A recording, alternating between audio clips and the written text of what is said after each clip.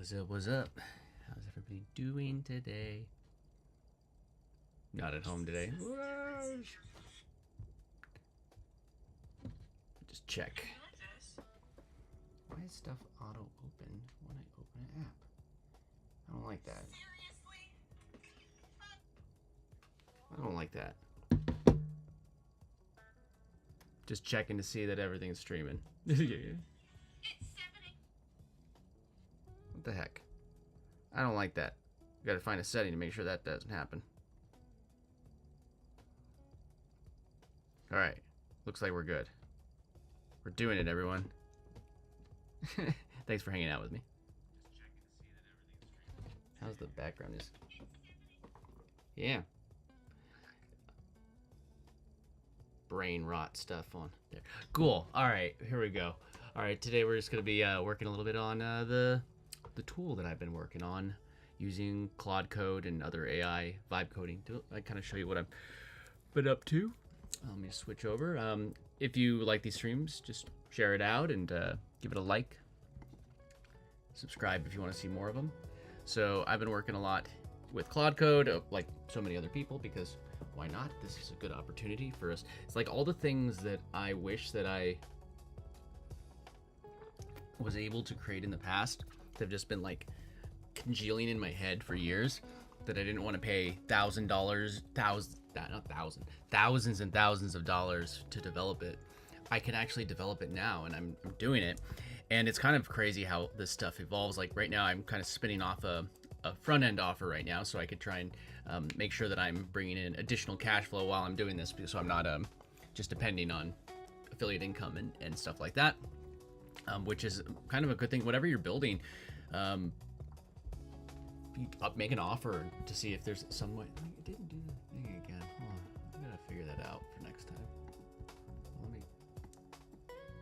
It didn't bring up the chat. That's not bueno. That sucks. Here, let me just bring up at least.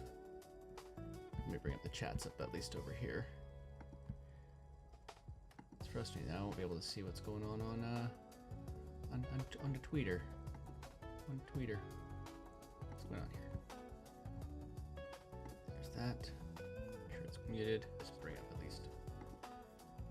Yeah. Here, we'll go pop out. Pop out chat. And we'll do a pop out chat for the other one so I can see both of you guys. Both of everybody's. So, how's everybody's Friday going? Let me know in the chat.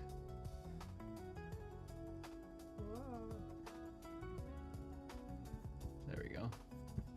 That's muted. Good, it's muted, and now I can see all the YouTube chat. Yep. What's up, cute girl? Good to have you here. There you go. Now I can see everybody's chat. Let's go get into it. So yeah, happy Friday. I guess cute girl 33333. Happy Good Friday. I imagine that you're celebrating that today. Let me just get started. So let me just show you what I kind of been up to. Got some Suno music, AI music, stay on brand. Needed some sound in the background. So I started, I was building out this landing page. Obviously these prices aren't going to be what I'm going to lock into. But kind of like the idea of the tool is somewhere that you build a tool that you could charge a recurring amount. It probably won't start at 97, but I'll wean up to it. But like a first version. Kind of the thing that I was thinking, and let me know your thoughts in the chat. Being able to actually create like the setup for this. This was a setup originally, but I'm just going to spin off the actual setup so that way I could be onboarding people while I'm still building. Because even though it's done with AI, it's not going to just be something that magically just gets, created overnight. It's not like hit a magic button. I've been working on this for a couple weeks now, and it's. Yep. Yeah, I've been working on this for a couple weeks, so there we go. So it's really been evolving, and that's the thing is like you're just gonna start, and it's just gonna keep on evolving as you keep on going. So let me just take.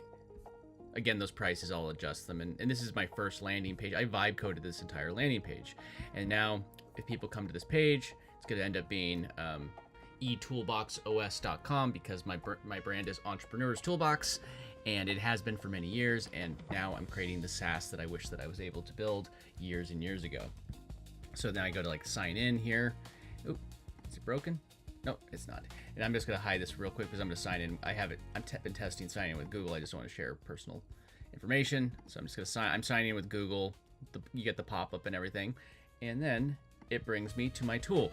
So this is going to change a little bit. One of the things I'm going to work on today is that I'm going to create it so I can kind of really work on my admin section.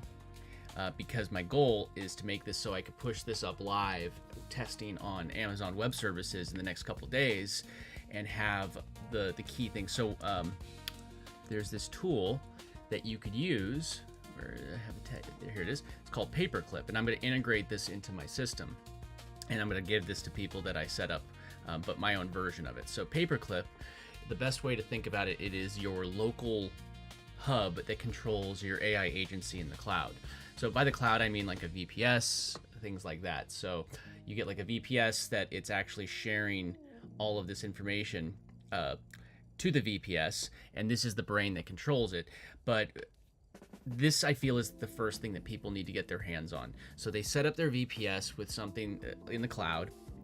I like doing the VPS because I don't want to use my computer all the time. Like, it's a laptop. If I close the screen, it goes to sleep, and I don't want to like have my, if I had a, and then if my internet goes out, now my entire business is offline. So a VPS is like a computer that sits in a server farm where it's the only thing. It's just a hard drive that you rent basically, and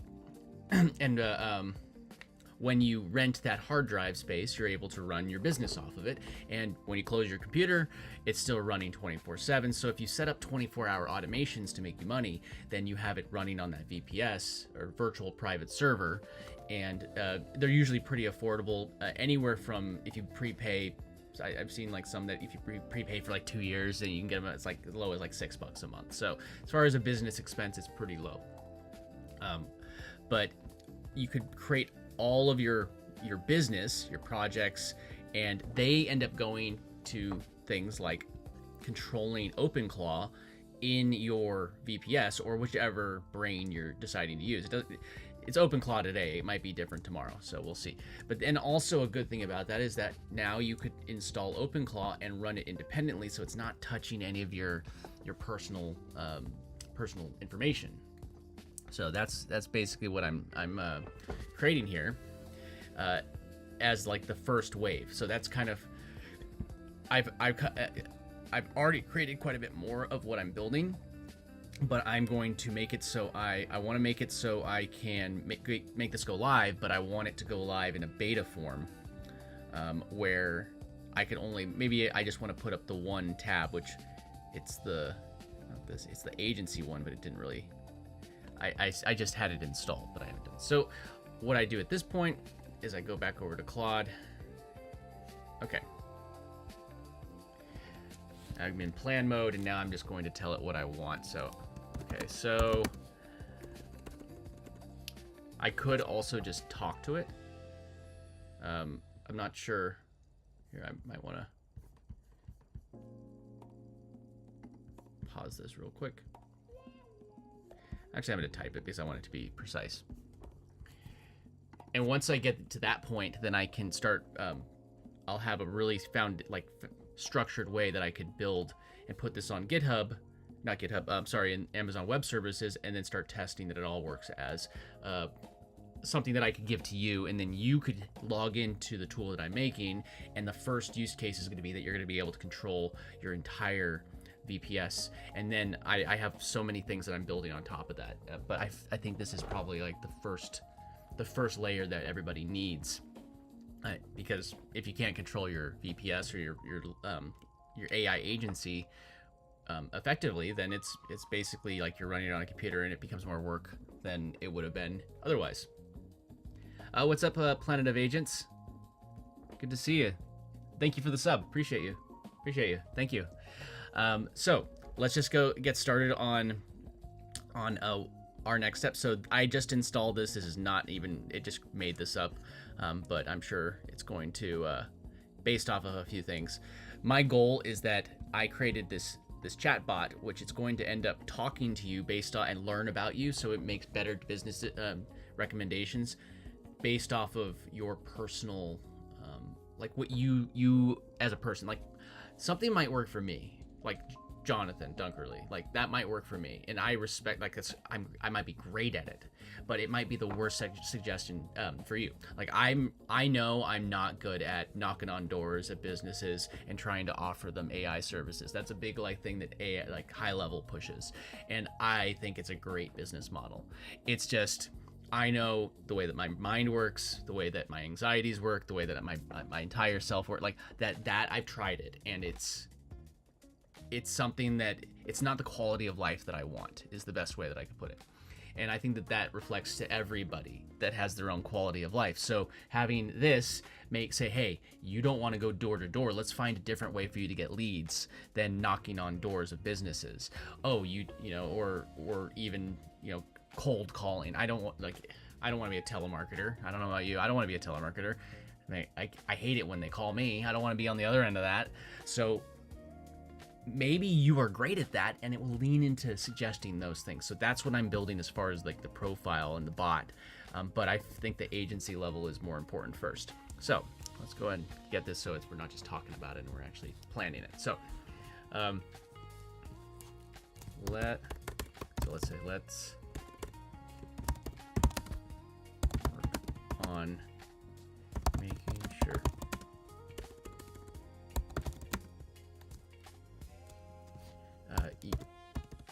eToolboxOS. That's what I'm kind of calling it, eTool, because it's Entrepreneur's Toolbox, and nobody knows how to spell entrepreneur, so I say E, and this is my OS.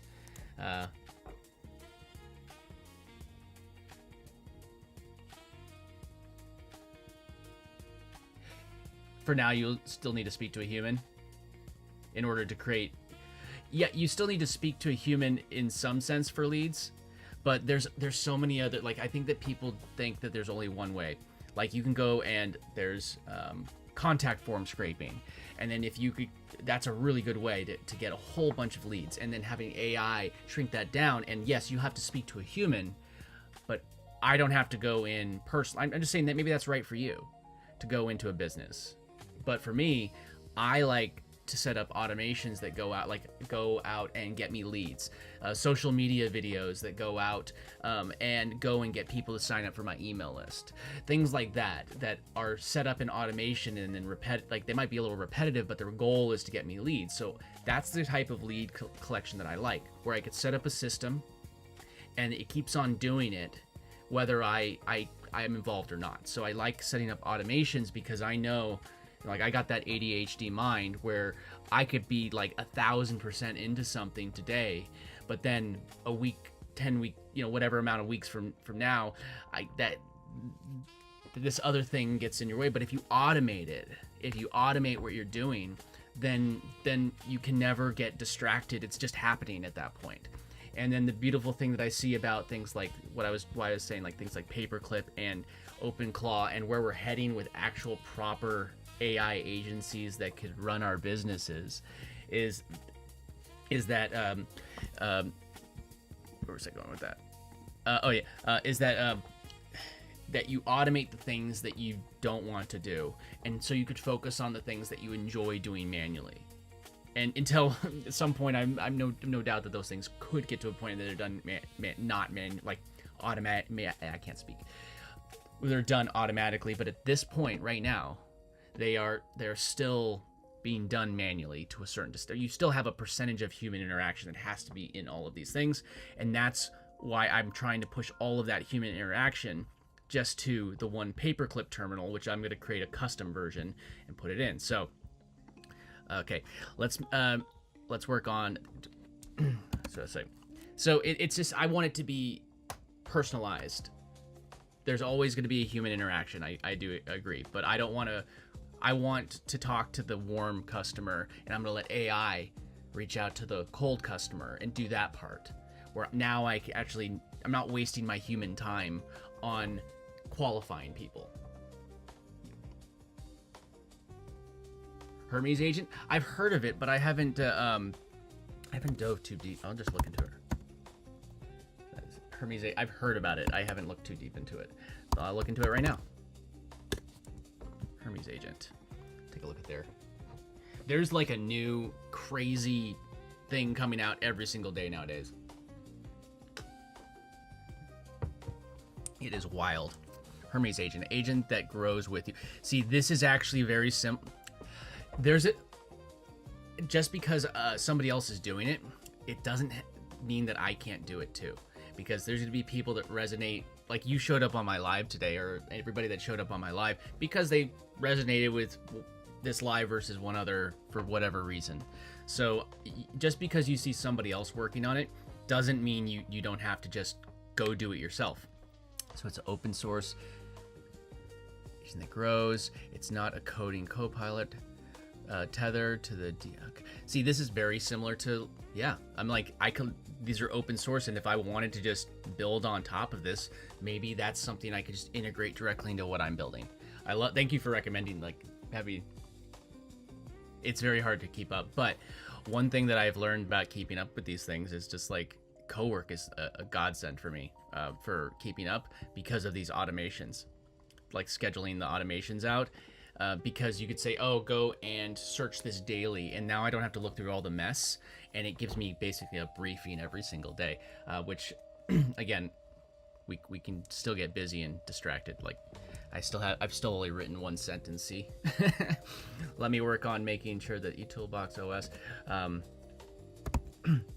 is ready for a beta release. Let's see. I want to make it so I can on and off tabs at the bottom of the screen within my admin panel. I also want a way to view site as a user once those tabs as if those tabs were active. Oh, so sorry, we said similar to OpenClaw, but this is self-improving out of the box. So like, I'm not tied to OpenClaw by any means. I actually think it was just the first. A good example of this is I'm using Claude right now. ChatGPT was the first one to like release a public model like that, but the thing I'm using ChatGPT for is like, is this potato done cooking? Oh, it looks like you should flip it over and do another 2 minutes. Thanks, ChatGPT. Pooh. Claude, on the other hand, it is my assistant, which is what I wanted. I wanted something that actually understands me and can grow with me, and it actually is a functional assistant. Like I said, automations, but OpenClaw, you know, it's the thing that manages those automations, and then Paperclip, which is the next level down. We're going to be able to combine so many of these things together. It's going to be wild. But thank you again though for pointing this out, because if I can just go grab Hermes and have my thing grab that open source data, go learn about it, integrate into what I'm building. Now I just shortcutted everything I'm building like crazy. Why not do that? So like Hermes, maybe I don't need OpenClaw, and I just go this route, or however I end up doing. I'm gonna have to research this more. Get started in 60 seconds. Install Linux OS. Okay, configure. Okay, it's easy install. I would just have Claude Code install it for me, because I don't want to think about it. And to prove my point about the distractions, I've been trying to write a sentence for like, I don't even know how long I've been, like almost 30 minutes, and I haven't done it yet. And that's why I need to automate things, because once it's automated, and then you don't have to go back to it, or it lowers the level of things you have to do. So thank you for letting me know about this. I am going to finish my sentence so this is working, and then I will continue to read about that. But thank you. Okay, so also want a way to view the site as a user. So we want to. So me, the admin, have access to this, and normal users only see the live version, even if the code is already in.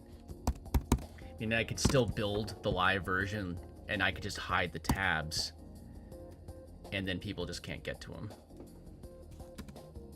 Still needs to be secure and not just a hidden link. If they don't have access yet, they should get a dead link.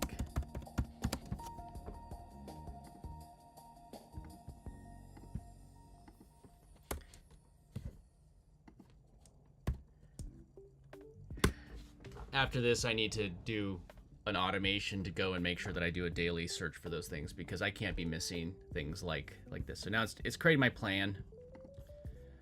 I can't be missing things. I need to figure out a good prompt to search for this every single day. But thank you. Let's see, GitHub. Let's check out their GitHub. Some coffee. Big coffee.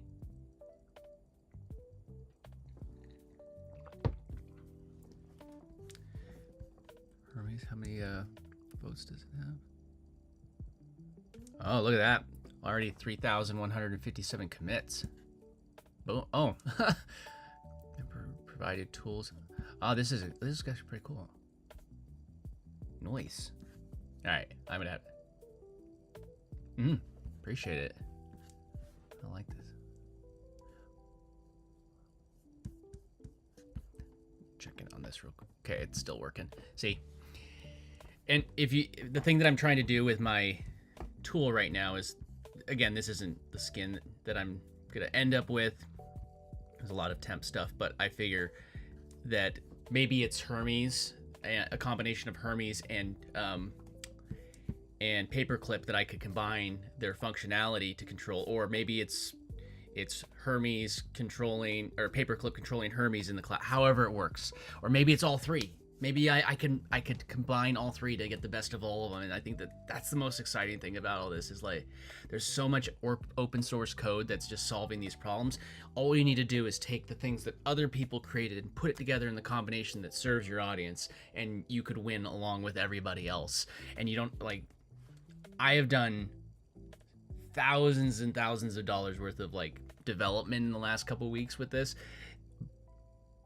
but I've always spent a membership. The fact that you could spend a $100, $200 membership, or maybe some API credits and a couple of different things, and have a whole entire SaaS tool. And like I was marketing in the days of like the Chrome extension wave, when everybody was creating some Chrome extension for like a Facebook automation or whatever. Yeah, probably all three, I'd imagine. That I think it's gonna work in, but this is exactly.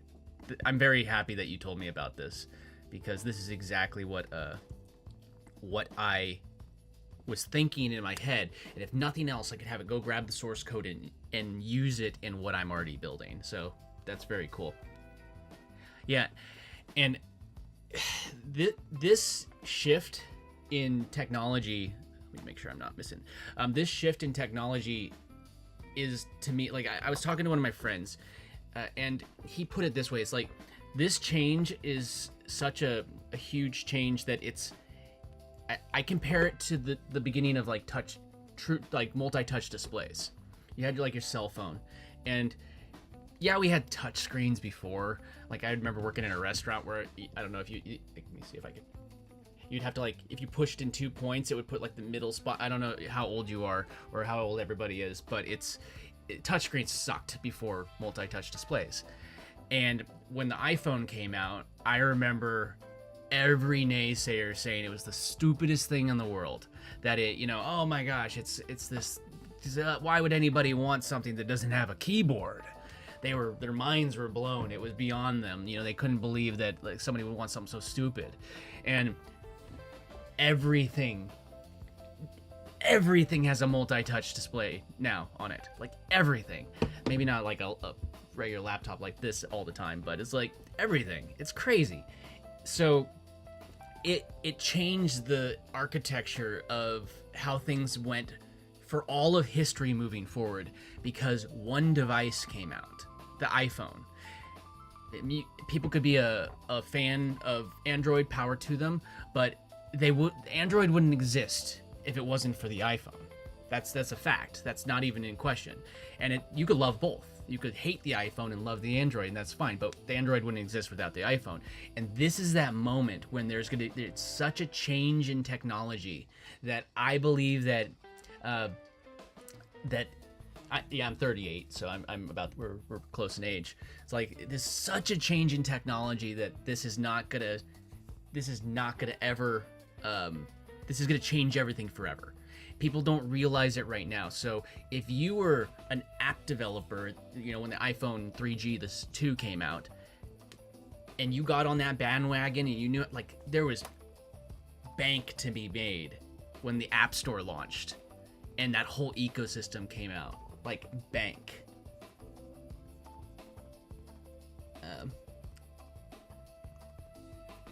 You need help with leads? Cool. Yeah.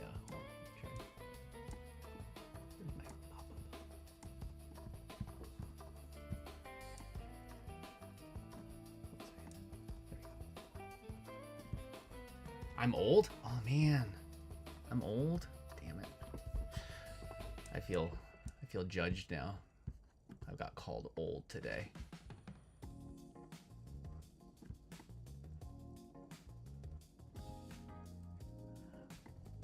I remember when I was like much younger and I thought 30. Man, you're in your 30s? You're old. Okay, let's see what it told us to do. Okay, eToolbox is approaching a beta launch. It is getting close to where I could start releasing something for people privately. Now, I don't think it's ready for anything public, but soon. But I could attach that to my setup offer. Traffic analytics, okay, monetization may exist in the code, but shouldn't be visible to beta users using the admin decides. Okay, admin panel. Okay, admin preview mode. That's what I want. Backend enforcement. Endpoints. Okay, I don't want people to be able to have access unless they're an admin. Secure. Got it. Okay, so it's giving me my architecture. What to build. Default database. It's adding to the database. Pi. Add. Enable tabs. Good. Admin router. Tab. Configure endpoint. Good. Okay, that's good. Changing the endpoint. That's what I want. Admin config. And I'm learning more about code. I didn't know as much about code, and I'm learned. Like, if you don't know, like I tried to. Like I was talking about the iPhone stuff. I tried to code stuff myself, but the code never was something that I could keep up with because it changed so quickly, and it just wasn't how my personal brain worked. This is how my brain works, and I'm loving it. And if you haven't started this, go get the $20 plan. I don't care. Just go and create something. Go and just play around. Even if you're not going to sell it, go and figure out what you could do, because your imagined thing might end up becoming the thing that changes your life.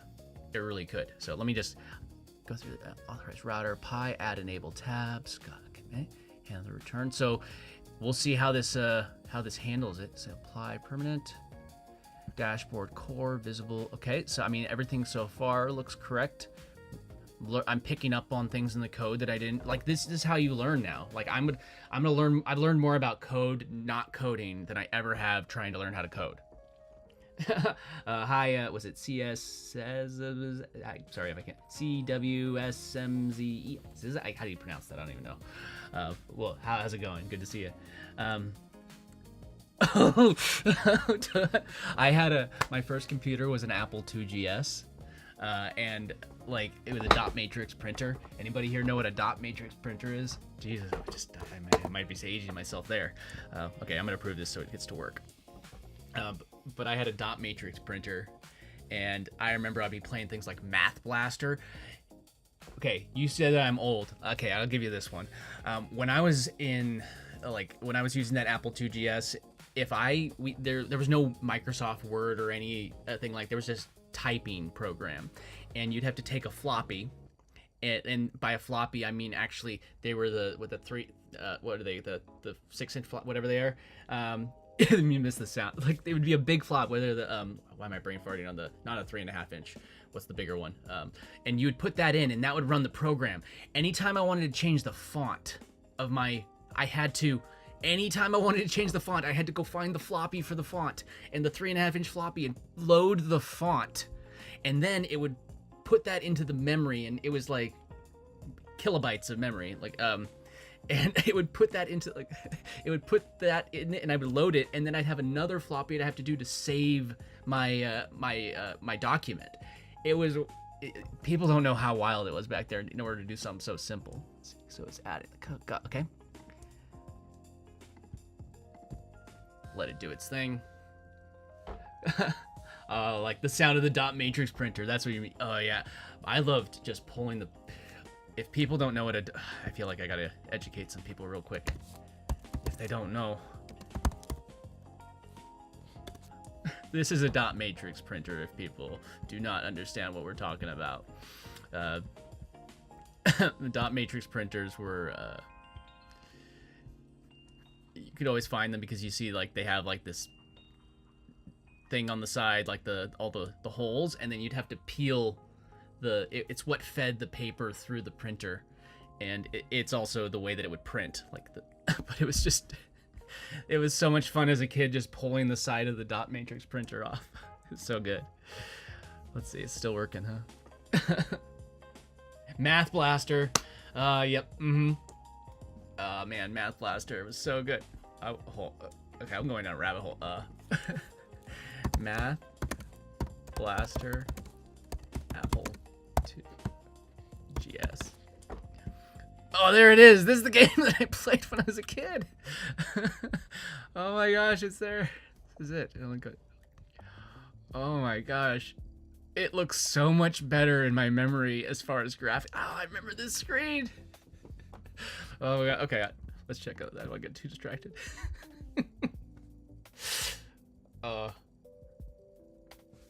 See, I got energy today. I got enough sleep last night. I fell asleep early. It was great. And I woke up thinking that I slept in, and it was early, and I felt rested. It was great. Okay. Let's go back over. Yeah. Math Blaster.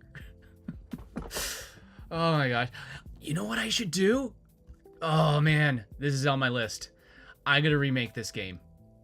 This sounds like something fun to do. This is gonna be like a side little fun project. I need to remake Math Blaster so it works. Like, I need to go find it. I need to recreate it so it looks exactly the same. I see everybody remaking all the Mario games. Why? I'm gonna remake Math Blaster. Come on. All right, are we still working?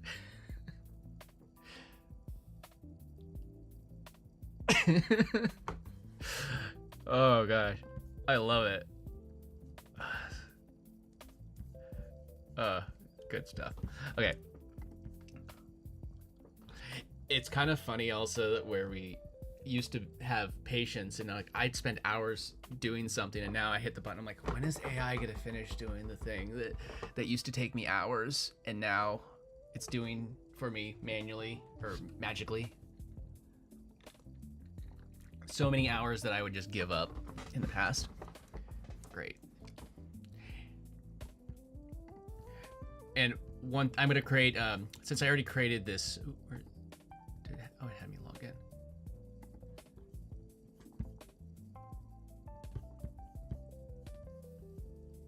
If I take off app, will it bring me to the main page? I think. Yep.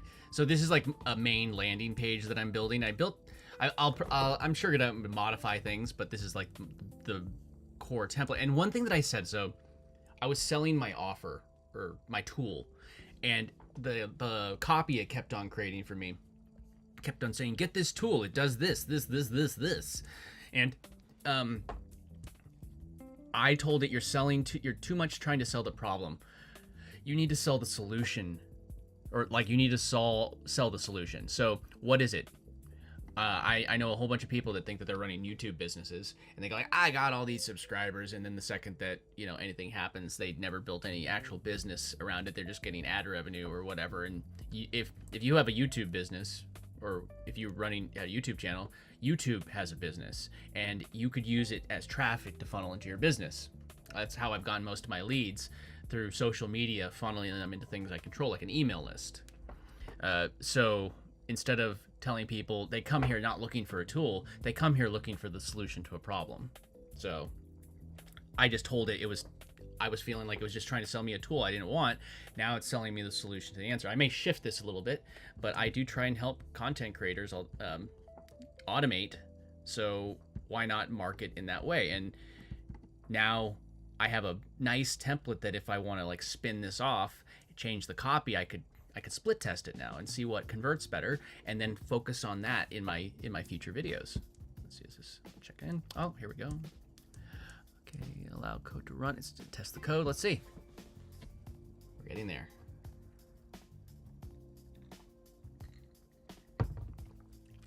You know, while it's doing that, let's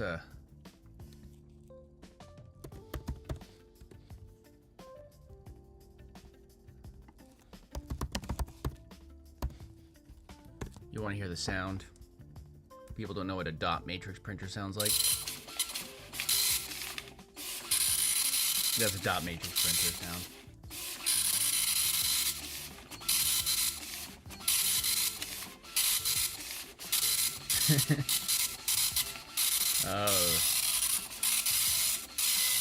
Oh man, this person was really doing well for themselves, because you don't even notice that was a color dot matrix. I didn't have color.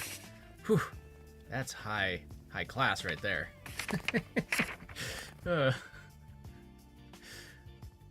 Hey, look, my own live showed up as a recommendation. Should I click it? I don't know. Okay, I'm having too much fun today.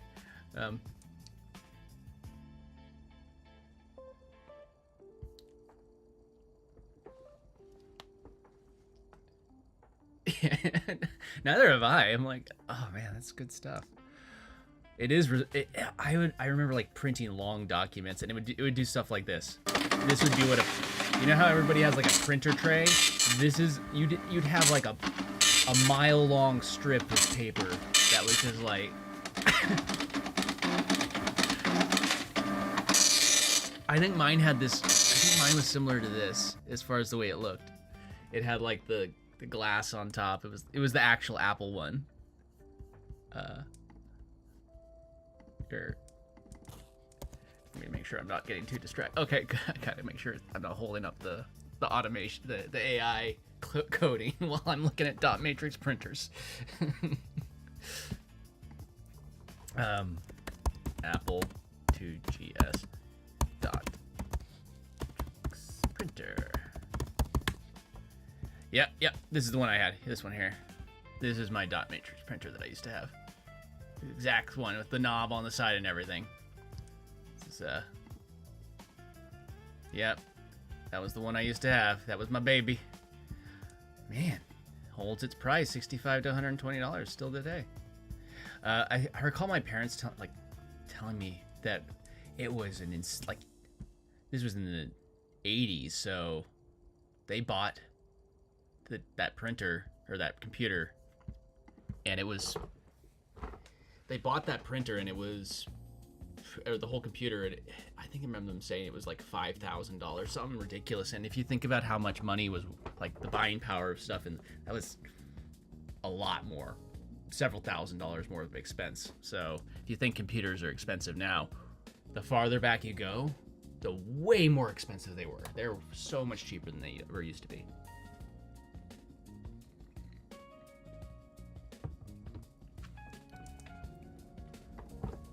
But I'm glad that we thought of I want to make sure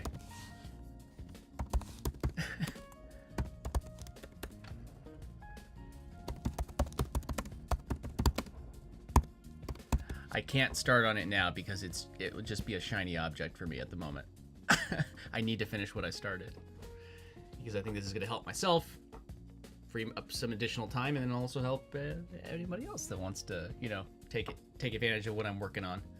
I like helping people. I like making sure that things work for people. I like helping you.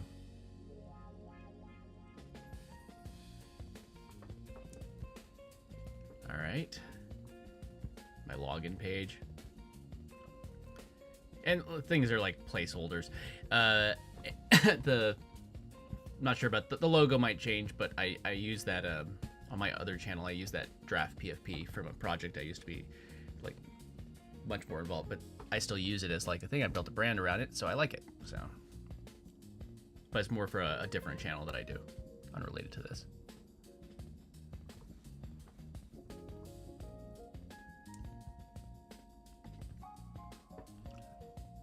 Is in the response, admin gets all 6 tabs. Okay. And now I gotta create a test account so it doesn't have the admin one. Cool.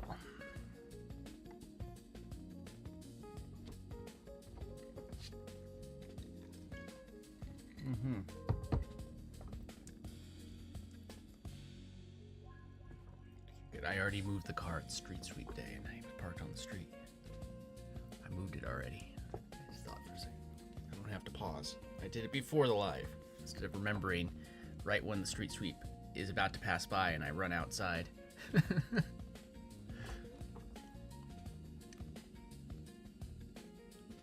admin login before it's triggered. So once I get this point, and thanks again for bringing this up, I'm definitely gonna dive into Hermes, study it. It's not a coding agent. It's Copilot tethers. Oh, I'm getting a phone call. Give me 1 second. I'll be right back. 1 second.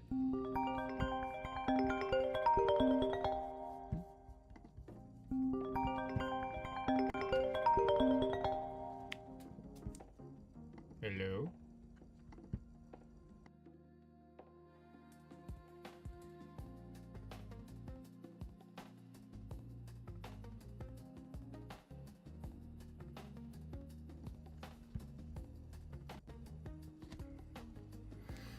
All right, I'm back. Can you hear me? Let me make sure I... Ooh. Oh, there we go. There we go. Now you can hear me. Don't worry. It was making sure that something was delivered at the place. I'm at my family's house today. I'm visiting. So that's why I'm not in my usual setup with all the lights behind me. I'm just in an attic. I always find it funny when I stream from here. People go like, you don't know what you're talking about. You're in an attic. I wouldn't listen to you. I'm like, I'm just streaming wherever I am. I'm just being consistent.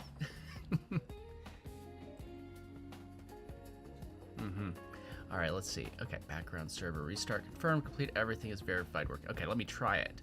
Let's verify it for ourselves. So, refresh this. Let's go take a look at the admin panel, which I created right here, there's the admin panel, which I having it only show up if you were an admin. I created all the security. I blur out all the information I don't want shared. I created it so I could create a default page. If there's a page you're going to, you enter in all the APIs that you might be using. I haven't really done anything with it, but I know that there's some ways that you could do like some Web3 stuff if you wanted to. I have some communities I can just give perks to and not make it too over the, in your face. Admin panel, let's see. Okay, this is looking okay. Grant feature access. That wasn't there before. Okay. I don't see anything. Okay. View as onboarding, testing. So this is okay. Here, this is what's been added. Okay, here it is. So view as user. So view as user. So right now it would be that always on profile. Ideas, turn ideas off. So it'd be like if I wanted only agency, so I'd say preview as user. So there you go. So that's kind of already what so now I could see what the user would experience if they just saw this tab, and I could experience the site. That's already getting closer to what I wanted. just the UI in general. So then I could exit preview. And I was able to do that just by saying it. So go and create something. Jeez, what's wrong with it? Just do it. Now if I turn them all on, maybe I turn one random one off so I can see. Oop, I have to save first. Good to know.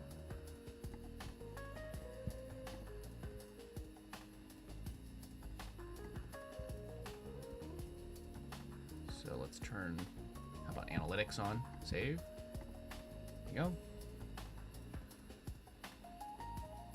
I think that there's a issue there with the save. So, found my first little glitch. So now I say exit, gives them all, but now I had to hit the save button. That's the problem for me. Okay, so I say, I'm gonna give it some praise. Good job. I'm gonna put this into plan mode. I always like to go through plan mode first because I want it to give me its marching orders on what to do. So good job so far.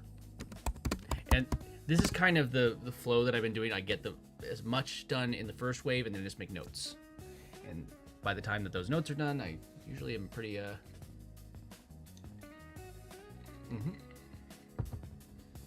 Okay. Good job so far. Okay. A few notes. I try to be polite to the AI because eventually it's going to overthrow us, and I wanted to remember that I was the nice one. So, you know.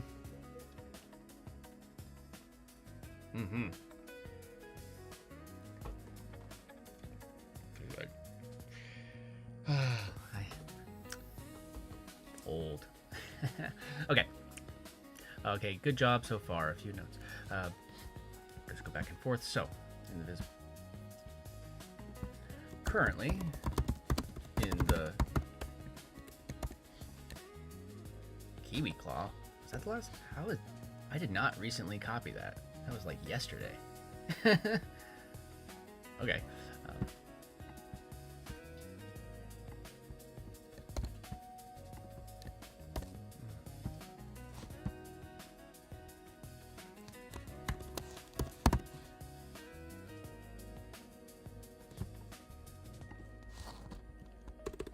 Formatting doesn't really, as long as it gets in tab.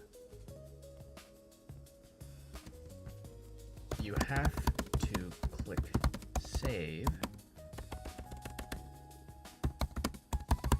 to view it as the user with those tabs.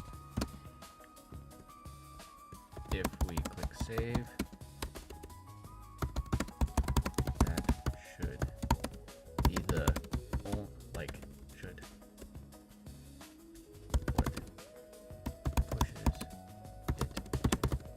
it's live, the entire site. Also, let's see, if we there should be another layer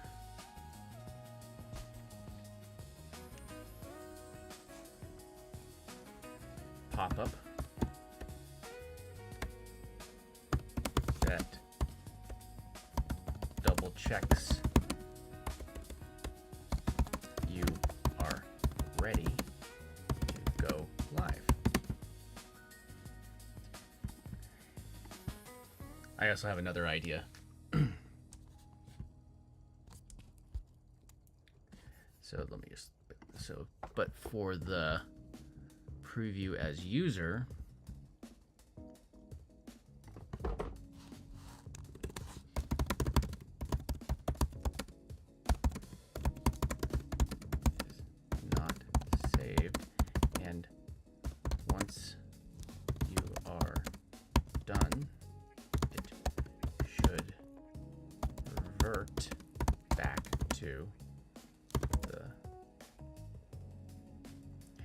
revert back to the admin version.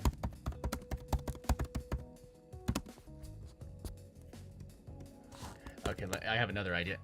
Also, we should build a tab. I gotta call it a tab / feature launch timer. And this is something I could potentially link to a landing page at some point. So say maybe there's something being released, I could have a landing page, or I could have a tab disappear on a timer, actually create real scarcity, and not have to like, and just have it done automatically. And that'd be like, oh, this tab will disappear or show up at a particular, maybe it's a launch feature that I'm doing. I just have the tab and just have it just disappear or show up at a particular time. So we should have the option to set a time / date or just a timer, just a countdown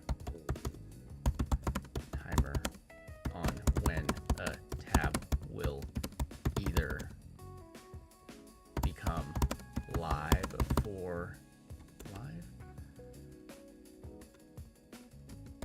the users, or countdown, or be taken away. That way you could say, oh, you could only, maybe you have a trial and you say, oh, somebody signs up for a trial and you give them access to all the tabs that you create, and then their trial runs out and you can say that user loses everything. So I should actually tell it that. This countdown could be used for trials. Trials to the tool. This countdown could be used for trials to the tool. For example, say they get a 7-day trial with all the features unlocked.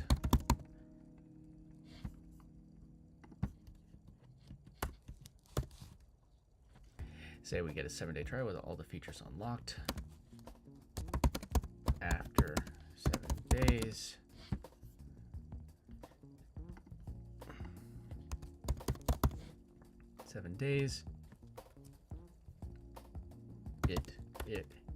if they have not upgraded to a paid plan, the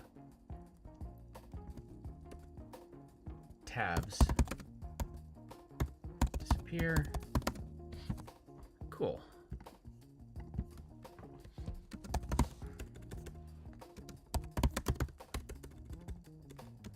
And it could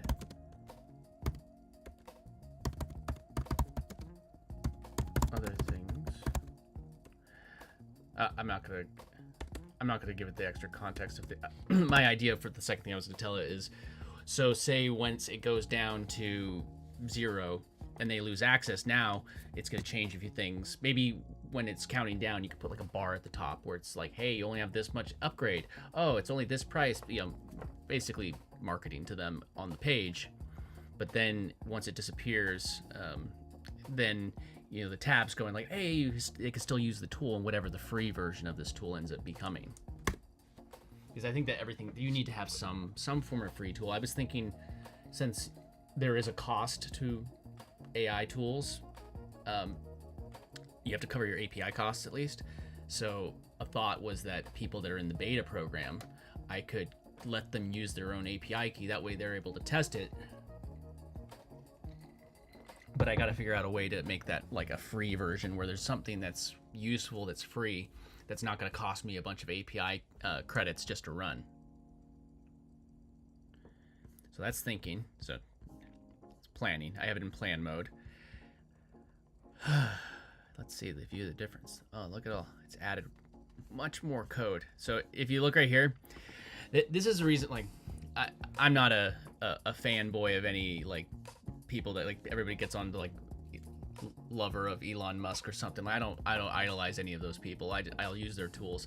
But one thing that always stands out to me, he says like, oh, the person that writes the most lines of code is the person that, you know, keeps their job. That's a bad metric. That's why it blows my mind that he would say that, and why I question things that he says, because you want less lines of code. Whoever writes the better app with less lines of code, that's who I'd hire if I was doing coding, because every single line of code is making it more complex for no reason. So if you could take something that takes 1,000 lines of code and shrink it down to 900, that's a plus. So right here I see that it added, I want it to be removing lines of code and it still be functional. That's the goal. Make it more efficient. So more lines of code is not necessarily better. It's actually typically worse if both versions work. That's why one of the things I've been having Claude, and I'm about to set it up so I could do it with OpenAI's tokens using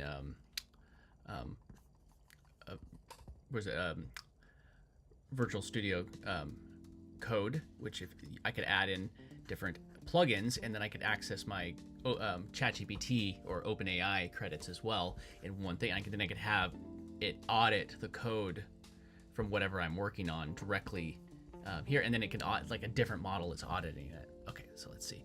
Save request configures, model asked ready to be pushed live before API calls, review is temporary, read current toggle state, never ask API, exit restore full admin view, per tab launch timer, schedule when a tab goes live or gets disabled, date time picker or countdown display. Man, we're doing it. And this is something that I could also, maybe I have a promotion, I could push it to my landing pages. Hey, we have this week-long promotion, go and grab it. And maybe I could say, hey, this is live for free, go and grab the trial for 1 week. Like all sorts of ways I could gamify this. It's pretty dope. I'm actually very excited about this. Very, very excited. Very excited. Hold on, let me just check something. Well, it's still planning.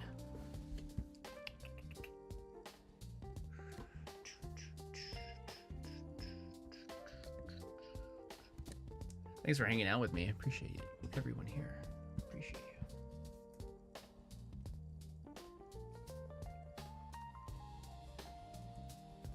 you. Okay. It's going.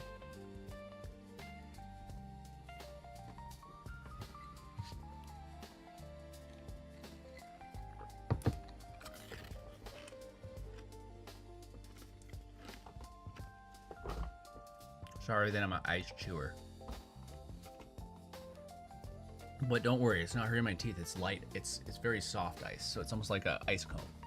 It's not really hard.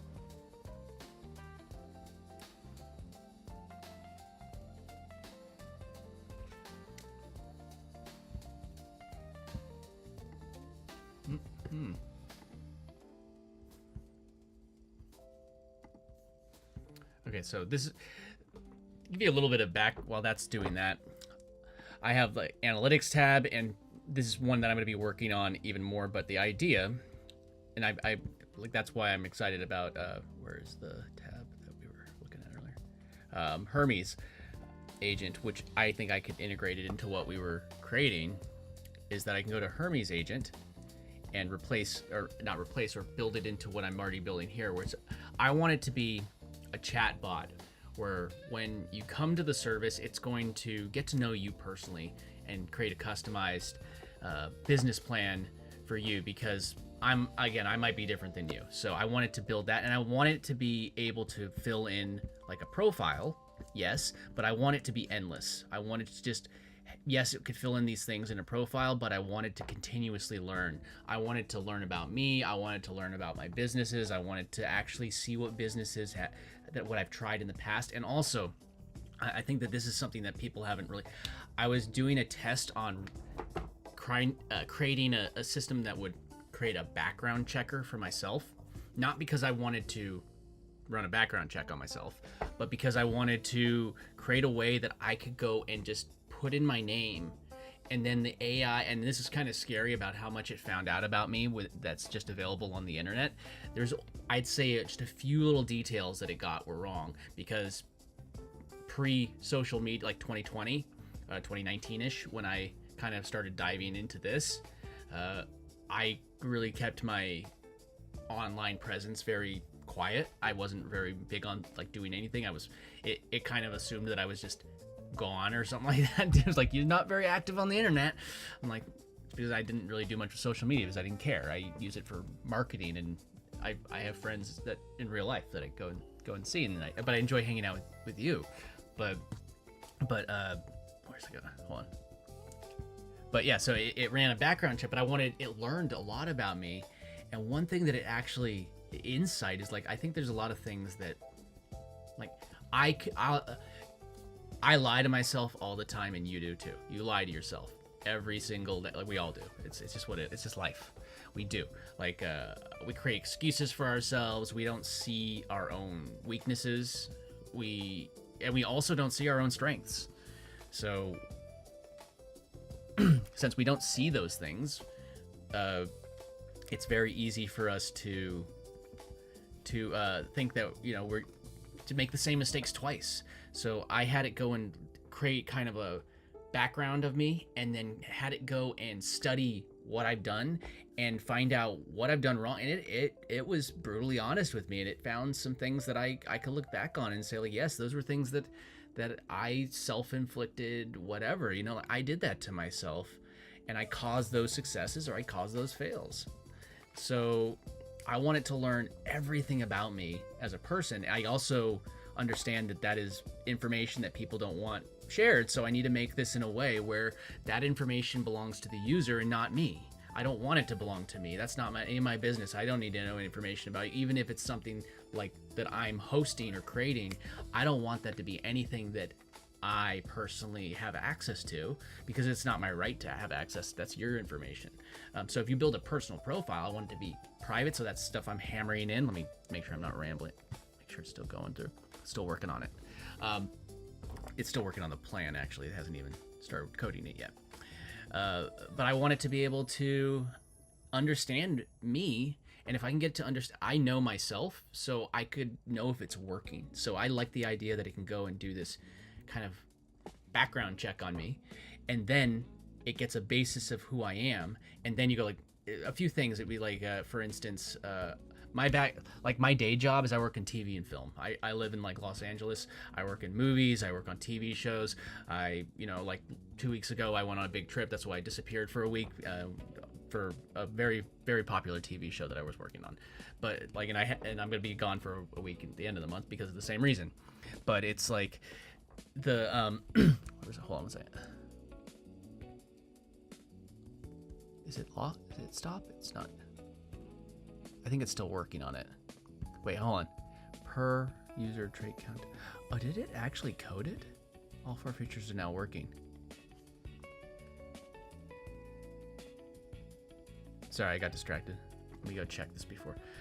Point is that I'm building. Hold on, let me just refresh it so I don't get distracted from what I'm actually doing. Okay, so let's go back to the admin panel. Okay, what's this? Oh, there's the timer. So right now, I have to create a separate profile. So if I preview, okay, got that. Didn't need to save. Exit preview. Good. Exactly how I wanted it. But now, so whichever ones, they're live. Another thing, this is going to be an easy way to do this.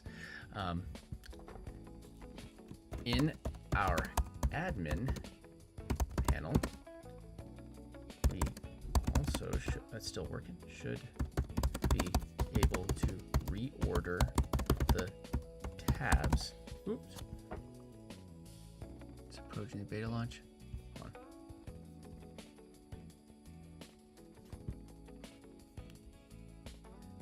Panel tog.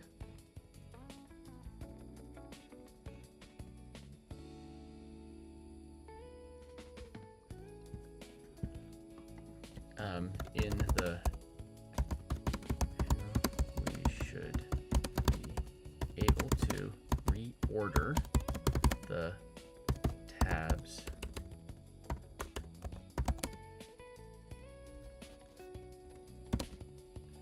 if they're live or not.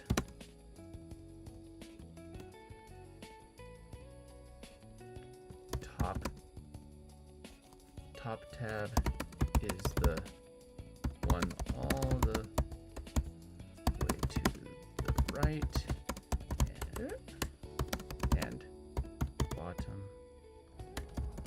would be, left.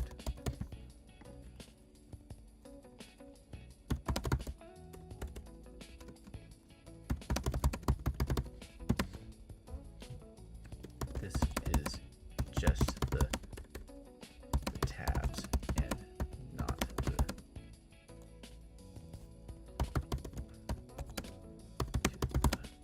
far right.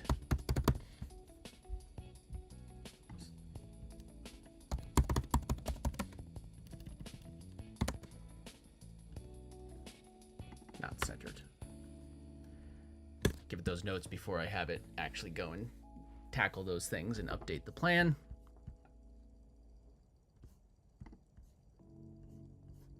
But I mean, it's just doing so much. I love it, man. So, so I was saying is, I wanted to create a system where it creates all the analytics in one place. I want it to connect to my YouTube channel. This is something right here. This is just testing, but I could create registered users, track all my users as they come in. Granted, it's just some test accounts because I'm testing. I want to be able to access my leads, and we could manage those things through, I don't know if this is going to be the way, but I mean, you could easily manage all your leads through Google Sheets. It's a very easy, common way to do it, free way to do it. And, you know, I had to work on learning how to do that. And this is just me testing the, I wanted, if you're going to use a tool, you need to understand how much usage somebody's using. So once I understand how much my tool on average will use, I'll see how much I'm going to actually be able to charge, because I need to roll in the price of API costs into that. So I'm tracking I mean, I was just doing some tests and it only cost me like a penny, but this keeps on breaking, so it's not showing. Every time I make changes, this is a panel that loves to break. Also, there's ways I want it to switch between the more cost-efficient model, not necessarily because it's going to end up costing them less in their bill, because I want it to be as efficient for me. So if I can give them the same quality of content, maybe it switches to like Google's model, because that's currently the better API to go with. Then that's what I'm going to do. Or maybe I go with what Fowl.ai. That's another one, that Fowl.ai. Has a lot of the APIs all in one place. You can do all of these things in one place and just get one API key, and it just grabs the right one, which I might go in this direction, but learning all the different stuff. I'm learning something new every single day, so I'm making sure I'm staying focused. Let's get this. I don't know if it's, let's go check and see what it's done. There you go. Yeah, so that's just my admin panel, and this is the thing that only I will see. This is the one page that only I will see. And then I have this page, which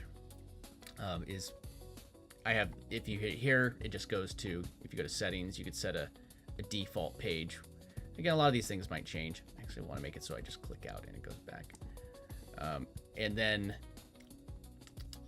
settings would be something that obviously would be for everyone. The admin thing would disappear if you're not an admin. You get your PFP, which you could set in your profile. I need to work on this. Oh gosh, bright mode. I need to make a better light mode because this sucks.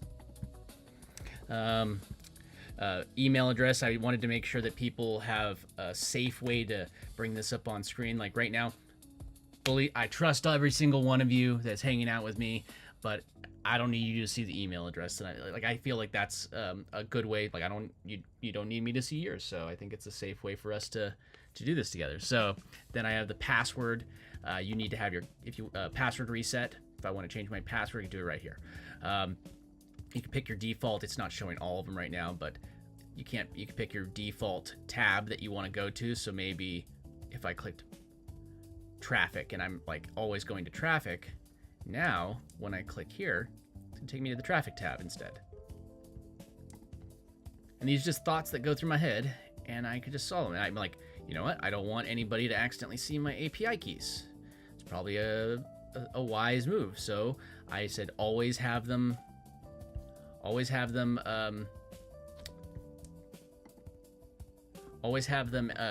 hidden. And that was, I mean, all the different things. And then this is the traffic. I talked about how earlier in the live, I talked about how I don't want to be knocking on doors. I want AI to do all of the first wave. Go deal with all the cold leads and get them warmed up, and then we'll talk to them, either myself or through an automation. But either way, I want the AI to be doing that, and that's going to be what I'm going to be working on. But I feel like the very first things that I need to work on that will be the most helpful for people, again, are the agency and the profile level. Let me check this real quick. Okay. Let's see. The tab visibility feature flag system phase 1 is complete. The next request is in the admin panel. We should be able to reorder the tab, live or not. Tab left and nav. Okay. Tabs on 4. Okay.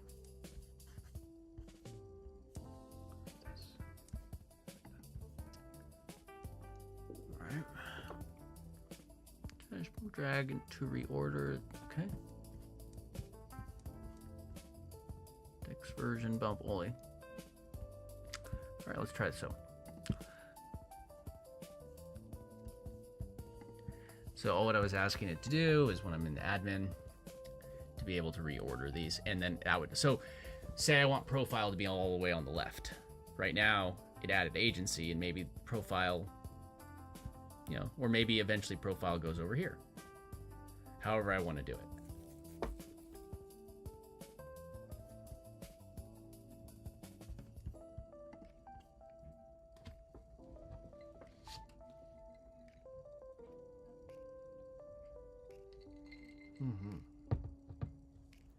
It's that caffeine's keeping me going.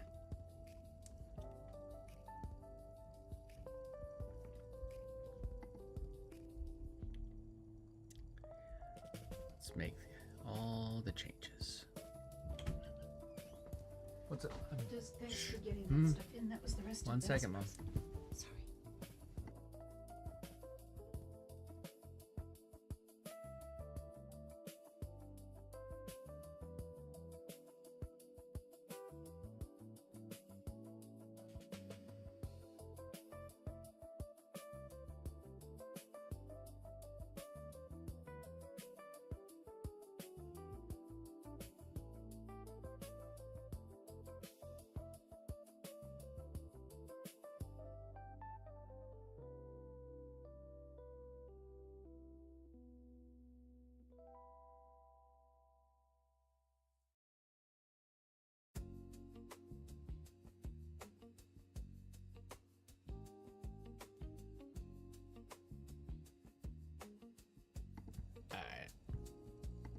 I'm back. Sorry about that. I'm figuring it.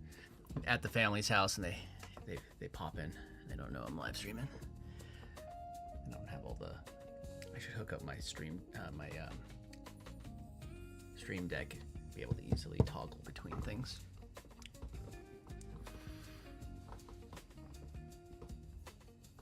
Check this real quick. If you have any thoughts on what I'm building, just let me know in the comments. I'd love to hear your opinion.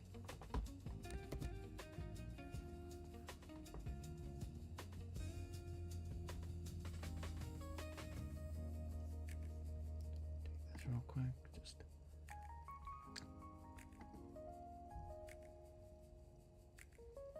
now I need to get a dot matrix printer just so I could hear the sounds again. I wish that we still had that. I remember somebody came by our garage and my parents gave them the dot matrix printer, and I was so oh, why did you do that? They don't think about that stuff. Sad. Oh well. I nerd out about that stuff. They don't.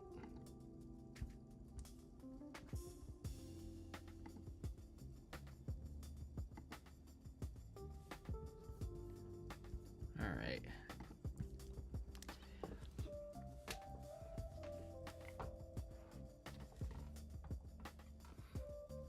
I'll probably do another live later tonight because it's Friday night and we should hang out tonight too.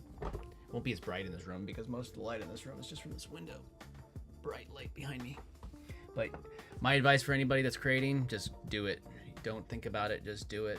Just go and create something.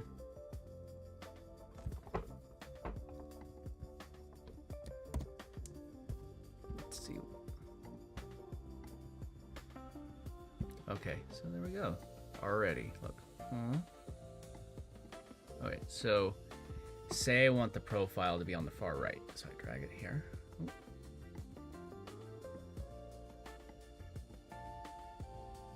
Okay, so move that down. So now, profile's here. If I hit refresh, what happens? Okay, I already see a thing I need to make a note on.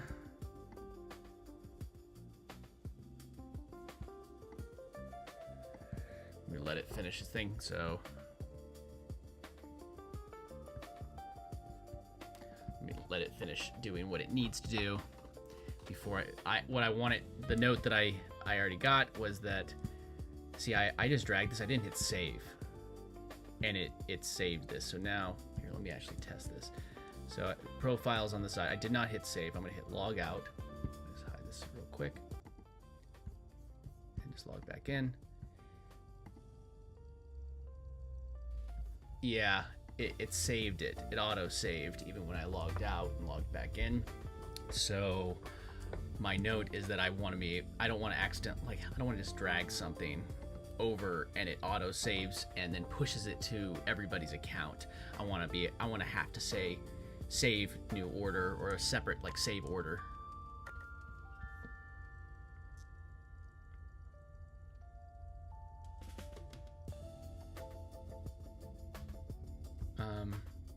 There we go. So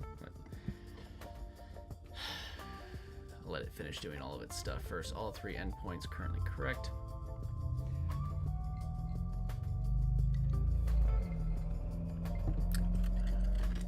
But the goal, what I want, is be able to say maybe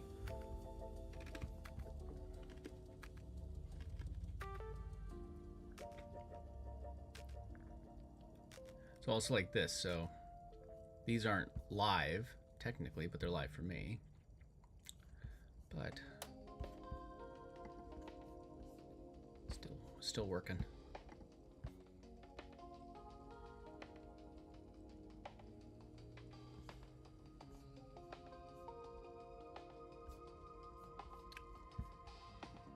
Don't want to interrupt it.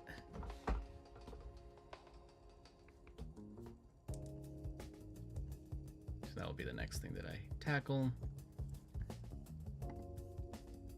These little things, I mean, this could have been days of trying to figure out in the past, and now I just did it hanging out with you, and you know, just had a good conversation too. And I figured out a couple good things. Like here's one thing I'm really happy I figured. Thank you again, appreciate it. Look, it's funny. Look at this. If I highlight it,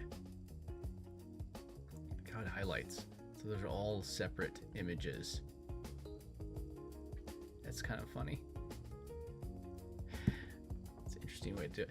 Okay, but I'm really happy that I was told about this. I think I can integrate it.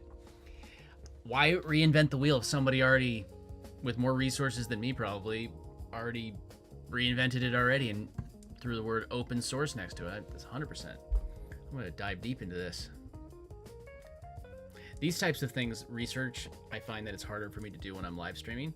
But this type of thing, just vibe coding and getting this stuff done, as long as I don't have to show like personal information, I felt like setting up the payment profile and my, you know, my OAuth, I can't really live stream while I'm doing that.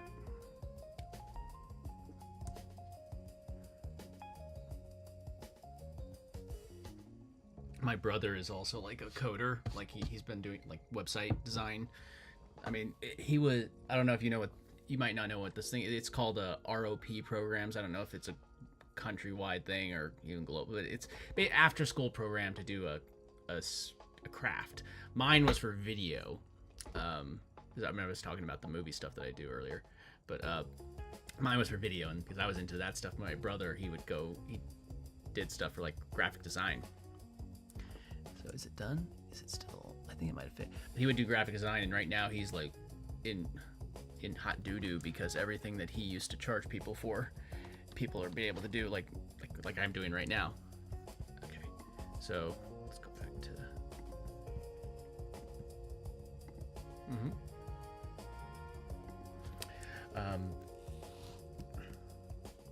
We should have to save the new order before it becomes live. So we reorder or toggle a tab on or off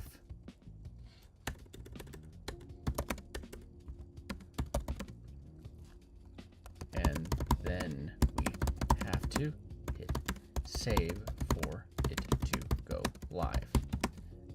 Then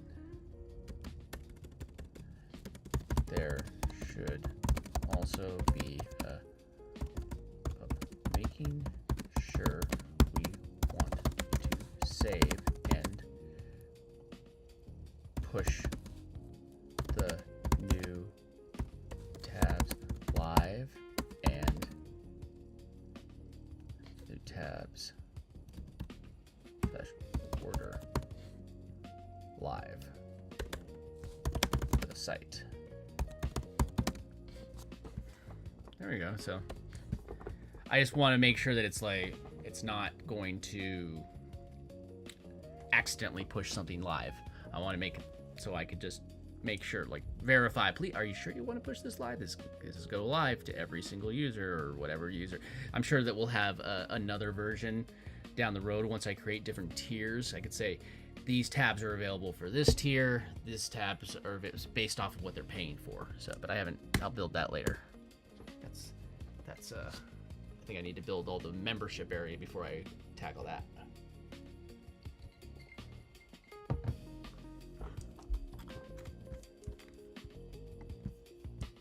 So I gotta go to Hermes, study that. We're looking at dot matrix printers. Oh, the good old days. So satisfying pulling the side of those. Yep. Oh yeah, and I gotta remake Math Blasters. Man, I got a whole bunch of stuff, Val.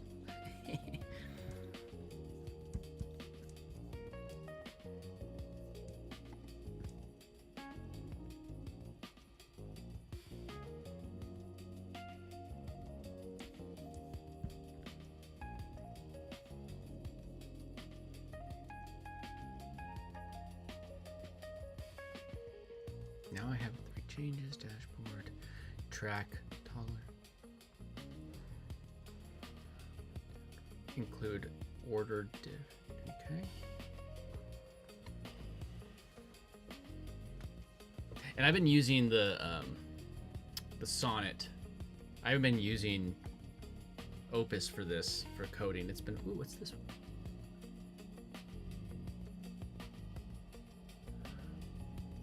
What's the, I gotta look into the difference between the, what's it? Consumes usage limits faster. So they added a Opus 1M.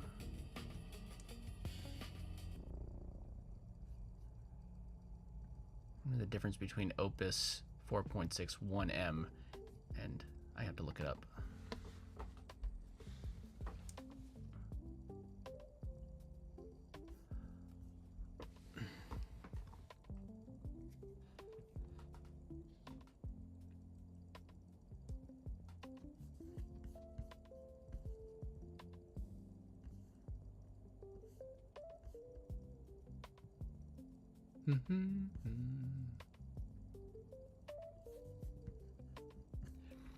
Click OK. All right, let's see what it's done for us. Oh yeah, I spun this. This was the first tool that I started building, and it evolved into this whole entire SAS that I'm building instead. It just started with like a pin board. Kind of funny. Let's refresh this. Okay, so now let's move profile down here.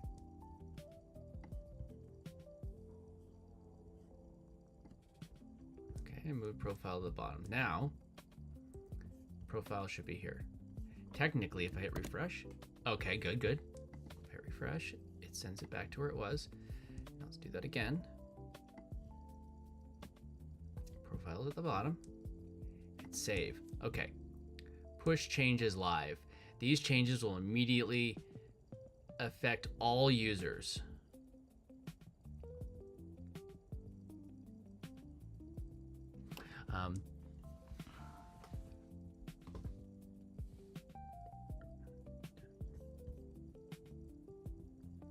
What is it typing? It tells me to tap reorder. But now I should be able to preview this, but now the profile's okay. Yep, it's working how I wanted. Profile's over here, but now if I don't hit save, I've moved all these to, oops, I went back, huh?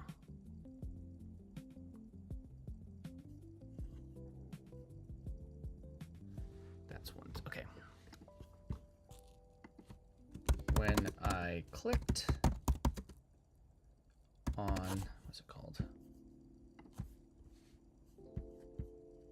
Previous user.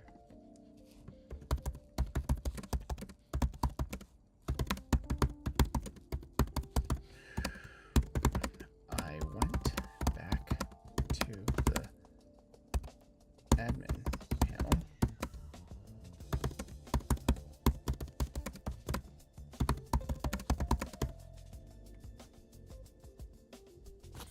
Right, didn't it?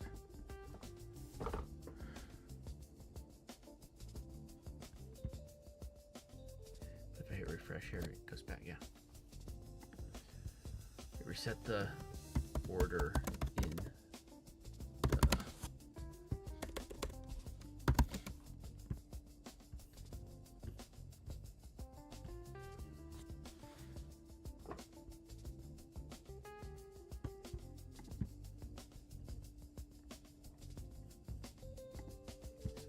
there.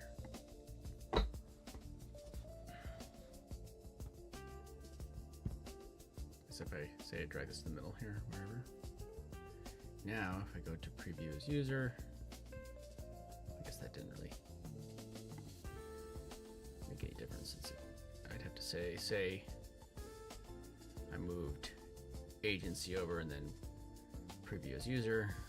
So agency is in the middle now, but when I go back to that, agency is back previewed at the bottom. So when I went back to the admin panel in the reset, it reset the order back the list to the default,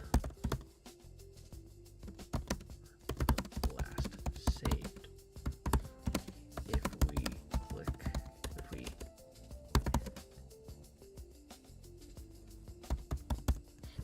end preview as user,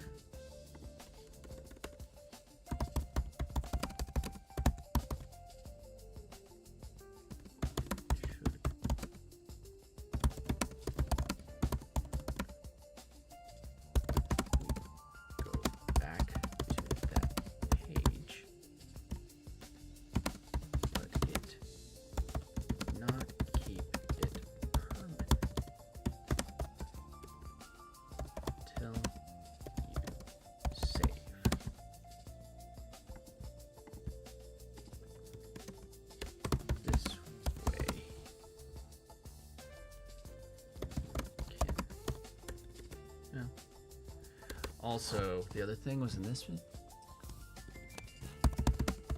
the save pop-up. It only mentions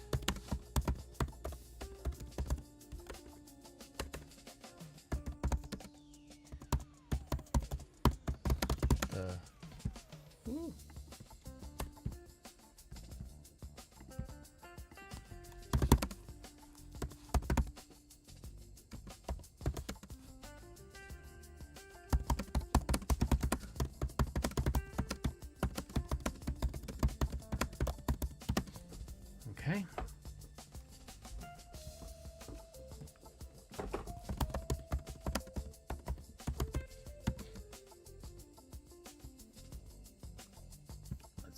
so.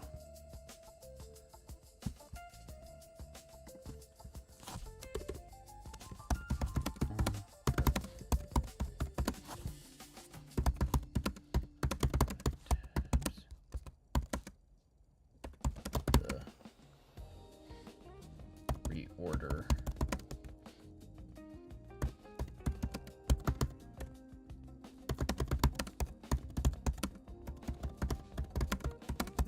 Down.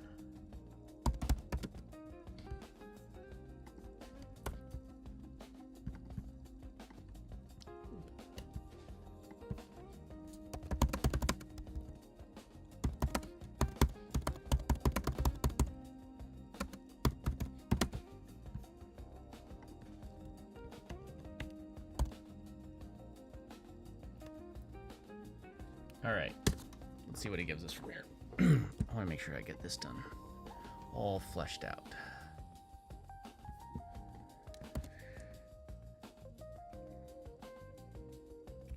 That's another thing.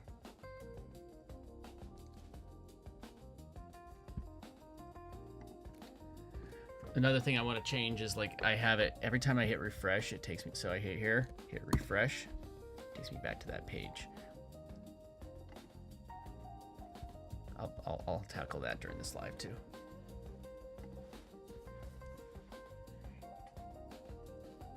Here, I'll be right back. I'm gonna use the quick. I'm just gonna.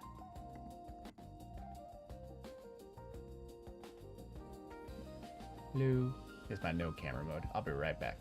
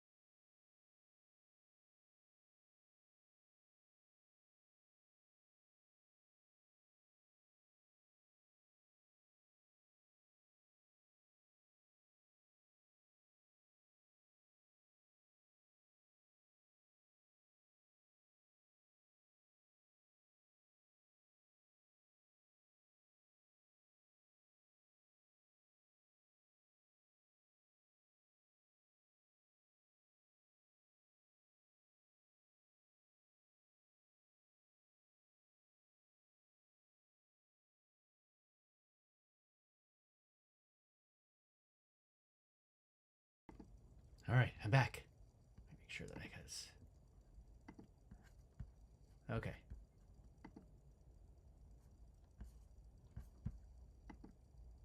Oh, there we. Why can I not hear? Did I mess it up? Or oh wait, did I run out? Was that the timing? Oh yeah, I did. I listened through all the music. It ended. Okay, that's better than it. There we go. Hello. Good, good.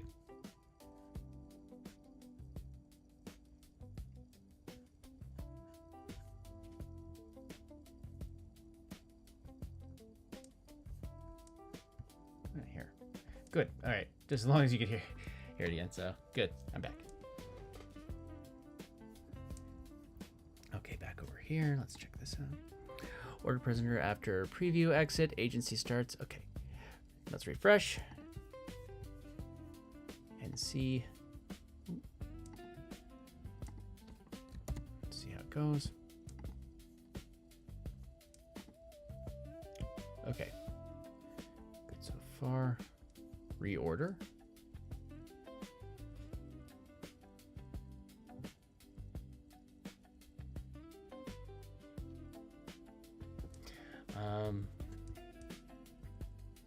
Give it a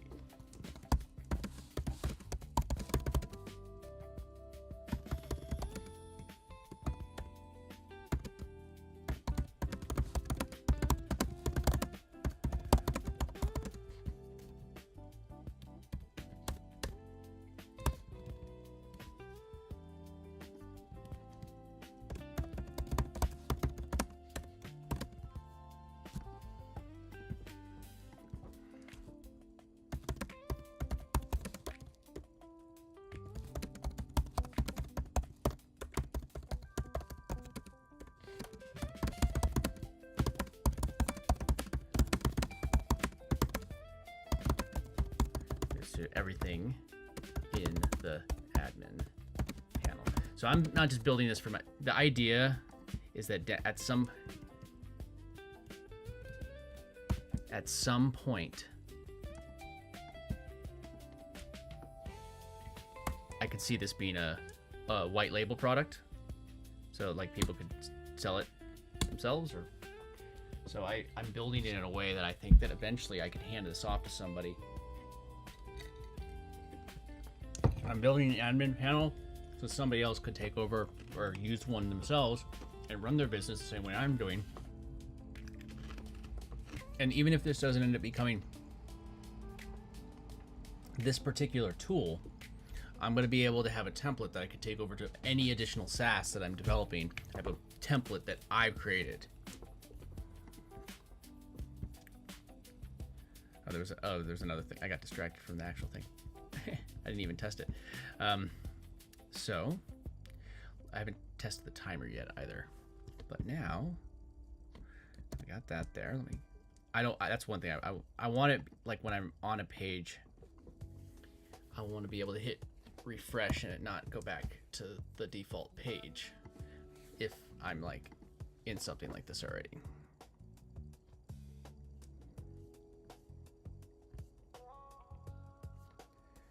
So let's do this. Okay, so change the order. So I put it in agency now would be, did that automatically? Okay, that changes it up there. But now if I hit refresh, it automatically goes back to the run, should at least. Ooh. No, I don't think it did. It didn't move. So now, what do I need? So here, so agency is now in the middle. So I could preview as user. Now when I go back, agency should still be in the middle. Okay, it is, but if I hit refresh, it shouldn't be. And then if I go back to the admin, agency's back at the bottom. That's exactly what I wanted. But if I put agency there, hit save, push, confirm and go live. Now if I hit refresh, agency should stay in the middle. Refresh, refresh, refresh.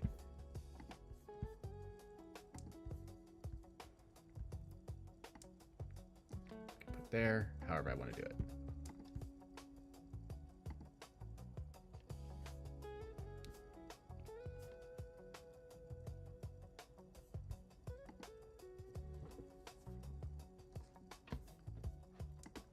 Are you building anything? Let me know if you're building something.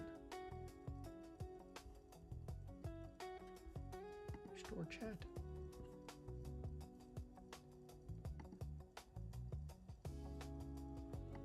Oops. It's supposed to be pop. Pop out.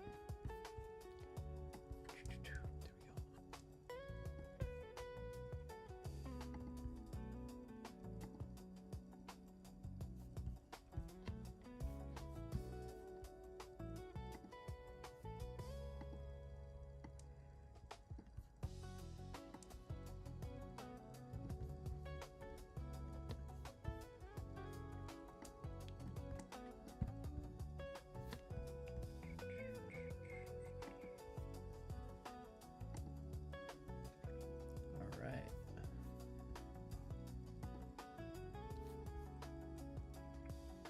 It's our place. Okay.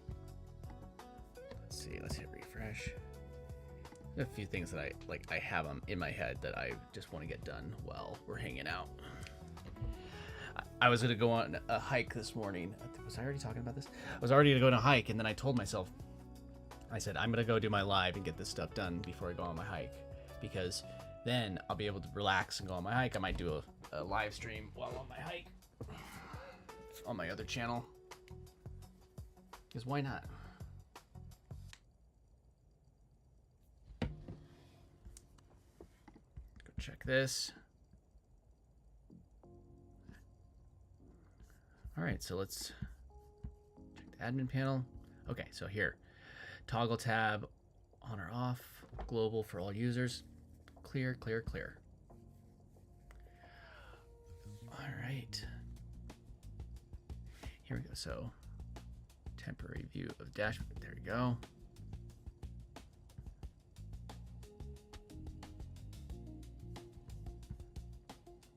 all verified users of the platform. This is.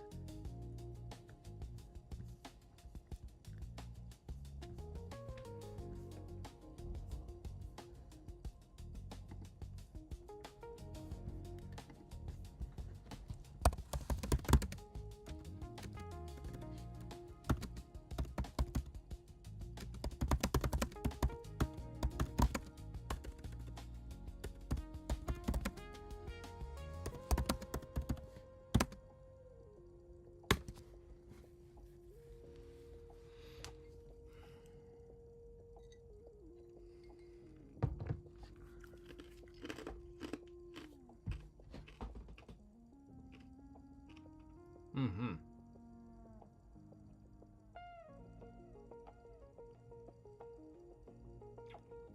Okay, this is funny.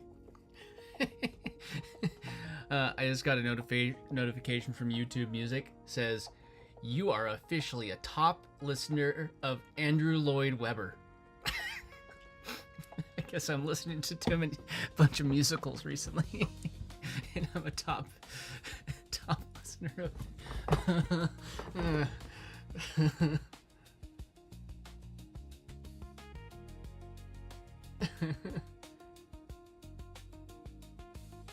that sounded funny. I gotta take a screenshot of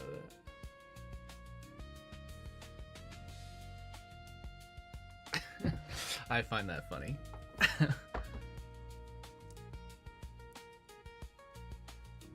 Yeah, it's just adding the directions, but okay. So let me start typing the next thing that I need to.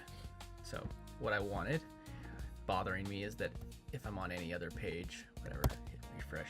So, oops. You open up Codex. I'm using your competitor right now.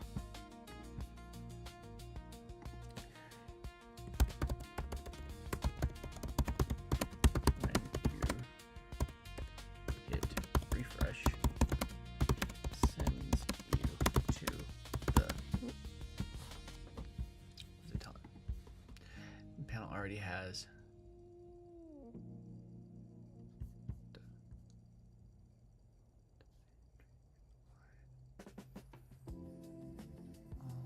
Sections. Okay. Do that while I work on. Current, when you hit refresh and it sends refresh, it sends you to your default page. I want any refresh to keep you on the page you are already on.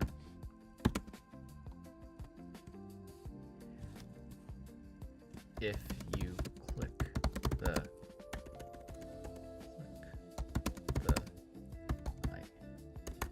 app icon in the top right, so left corner, it will still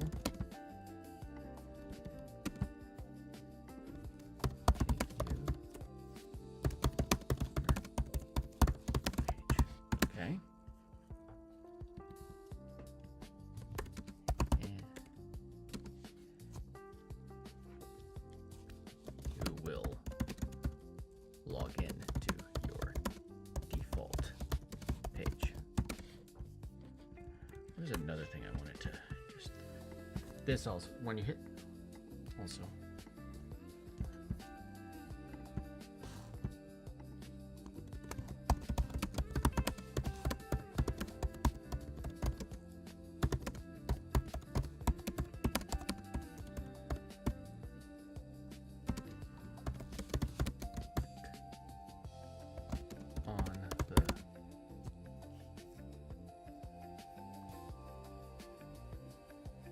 Actually, no, I don't think that's good.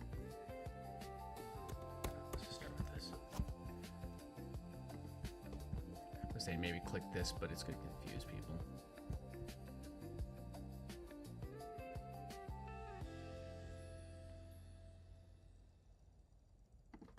That's what I need.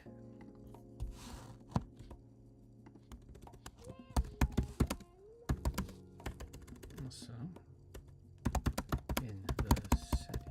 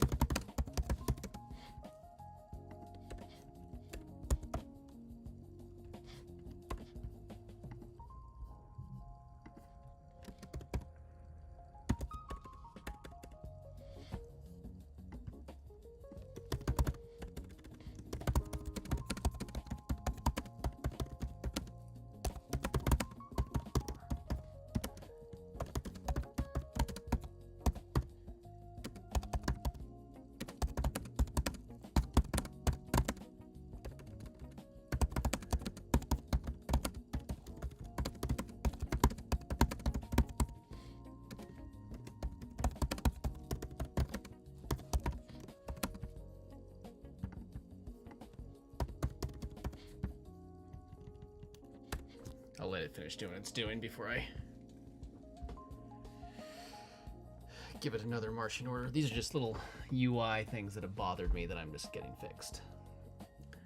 Oh, while I was doing that, hey, I don't know if you could tell, there's like some blue in my hair. My niece was, she was dyeing her hair the other day. And then they're like, you want some? I'm like, sure. Like I'm being the cool uncle. So they threw some paint in my hair, or hair dye, and it's still there. My hair is kind of dark right now because I've been wearing a lot of hats.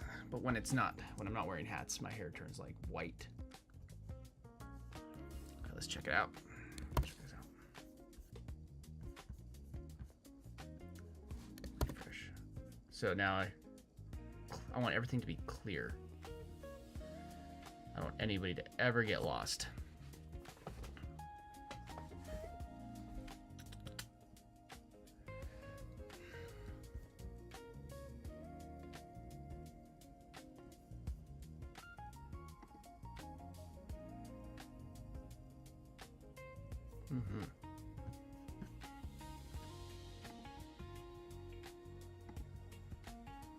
Plan mode.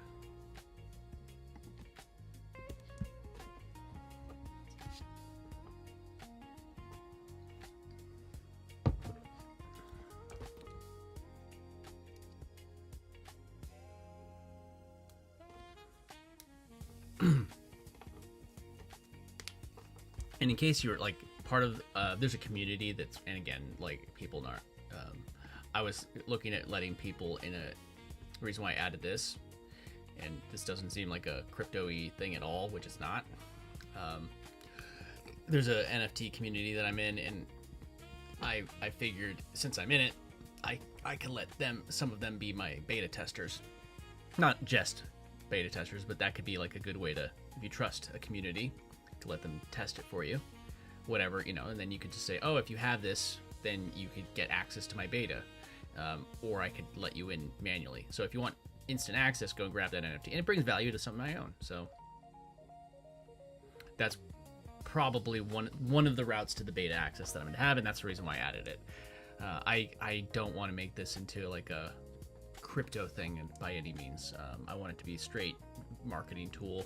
And if people want to add that, I might add stuff in later, but this is a strict, you know, AI tool at the moment.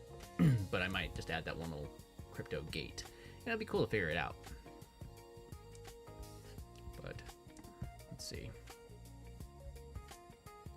I feel like when if I talk about that stuff, people think I don't want it to blur the lines. Because I feel like people don't understand it and they just, you know. Right.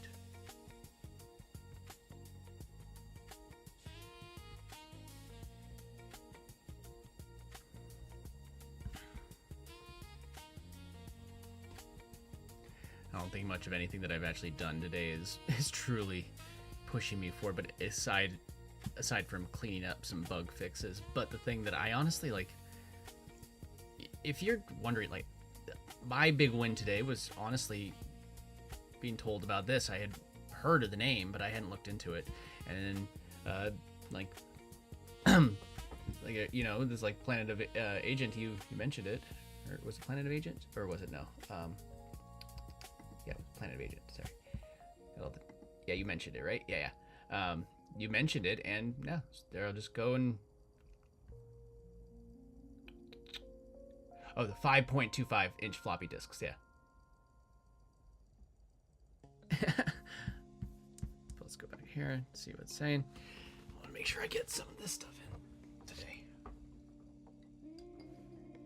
Oh, you want to see something? This is here. Well,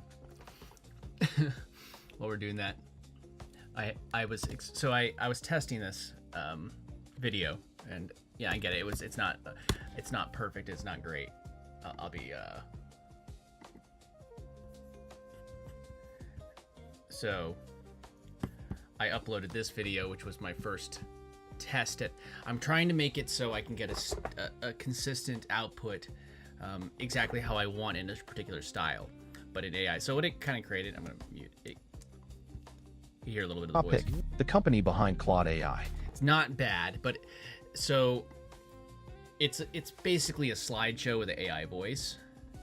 what it created for me, not great. Threw a couple things in the background, like you see, I told it to use. I was trying to create something more like a Vox video, but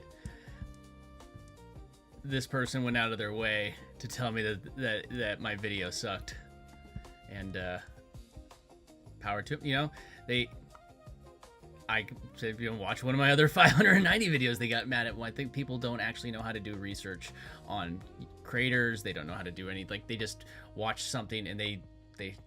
But the thing that's funny about it is, like, when somebody does this, it just triggers the algorithm to show these videos to more people. So it's like people, they make an effort to talk shit on you to your face, but you're actually just getting more people to see your content. So it's just a funny way that people think. But then watch one of my 590 videos. So great, but if no reason to trust it. So what's the trust? So here's what's the trust: that it's a slideshow. So if I did a voiceover with my own voice and did a slideshow, would you trust it more? Your question, your lack of trust isn't in the fact that it's that it's AI created. But it was. At 4:20, It's that the voiceover didn't sound enough like a human. That's where you're actually having your problem. I guarantee this person that went out of their way to, you know, talk crap on this video that the only reason I posted it and didn't work on it more is because it was topical. It was about the Anthropic leak, and I'm still working on better ones and fine tuning it. And I tested it with this thing because I was trying to get a Vox style video. And this was a relevant video, and I was experimenting. And I disagree wholeheartedly with what this person said, and said that they wouldn't trust it, because I guarantee this person watches a slew of AI videos. I just wanted to I was using Microsoft's local text-to-speech that generated that voiceover on my computer with no API key. And yes, once I'm ready, I'll just go ahead and link up my 11 Labs API key and get some of the best voice sounds. Those people, they don't know. If it sounded right, they would just assume that it's me doing a voiceover. This is a step where I'm experimenting until I figure out a way to fine-tune it how I want my videos to look, and then it becomes templatized. So instead of me focusing on editing the video and doing that part, I could focus on curating the actual accurate content. So I go and have automations go and do the research, and then instead of me focusing on doing the research, the initial research, I created the automations, and instead of me creating the actual actual video itself, at the end, I could focus on just looking at the data that it collected, fine-tuning it, making sure that the script is perfect, making sure the data is perfect, making sure all of that part is perfect, give it the thumbs up, it generates me the rough cut, I make notes, and it makes modifications until it's right. And that, now, while it's making those modifications, I could go off and do something else. You know, I could just say, no, here's my notes, and it goes and works for me. So that's a better use of my time. If the value is in the actual information and it's sounding like a human, then that's easily fixable. Their complaint was that the voice didn't sound human enough, and that it was a slideshow. And granted, I'm not very happy with the overall result as a whole, but, you know, it obviously didn't get insane. It got 40 views because it's, you know, it's a video that style that I haven't, but I'm experimenting. And that's what I tell everybody: go and experiment and figure it out, because it's just going to get better. If you don't keep on doing it, it's gonna, it's just gonna you're gonna plateau. So let me take. Too many things open. There you go. Okay, so now it's resistance, pushing, refresh. Okay. Tab, persistent, refresh. Fix that.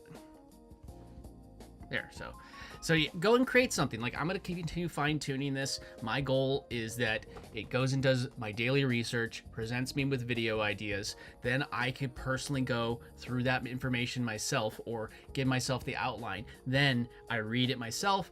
Okay, I like this. Create me my script. And then since I've already consumed the information, I could easily just take that information and make sure that I'll listen to the script or read it. And I'm like, this is great. Then it goes and does the rough draft, and then I make notes. That's the flow that I want. I feel like it's a waste of my time to put so much into making sure I'm just a better manual editor that takes me time, or I have to go hire somebody. So what's the difference between me hiring somebody else to edit it versus me doing the research, creating all the content for it, and then handing it off to an editor at like something like VidChops to do it for me? So if I can get AI to actually edit a video well for me, and I want to build a terminal. This is something on my to-do list as well, that I could combine vibe editing and also traditional editing in one terminal. I could see that being like the future. I know that Descript does it a little bit of it, but Descript, they've changed too much of it. I want a full-on Final Cut, Premiere, traditional editing suite that also has vibe editing built in. And I think that I could build that based off of what I've already found and what I've already started to put together. I have my focus right now, but if I can get these videos just to come out exactly templatized, then I could just have it go research, present me with the data, and then I put, it's in my voice and I give it the thumbs up. I want to be the manager of my content, not necessarily the person that is doing all of the manual labor. I want to be the manager. The manager has more power. The manager is usually smarter about this stuff. I don't want to be the employee. I want to be the manager, and the AI is the employee. That's plain and simple. All right, check this, see how it's going. Everything is working. All verifications. Okay, pass. All right, let's try it. Let's test it all out. Let's refresh just to make sure everything's good. So if I go to traffic, hit refresh, should keep me on traffic. If I hit this, I think profile is my default still. Profile. If I hit this, let's see what happens here.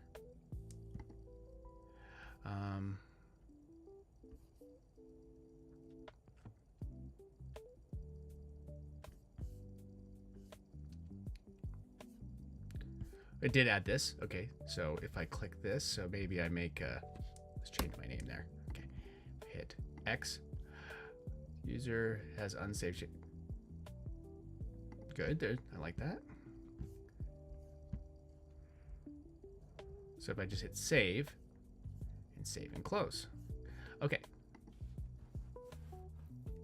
Now if I hit that, one thing.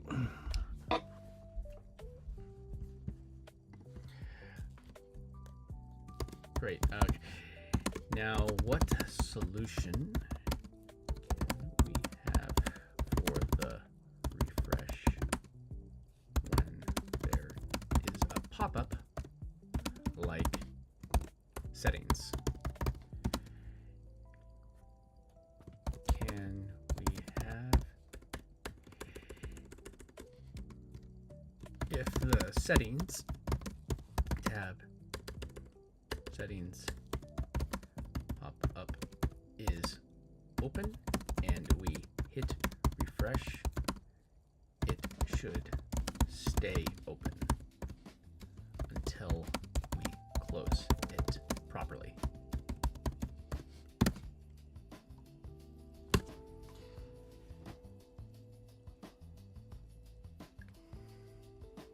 Just housekeeping stuff.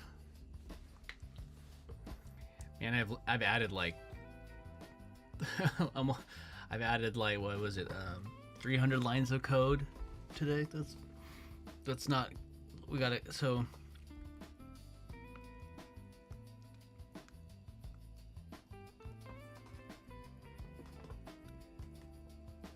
once this is done, what I'll do is I will have it audit everything we've worked on today and make sure that everything is code efficient. That there's the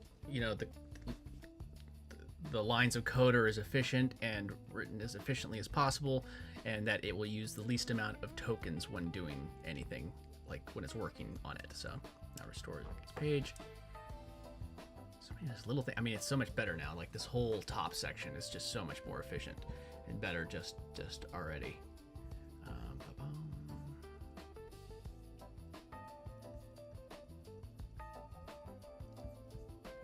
Oh, there's one more thing I would add.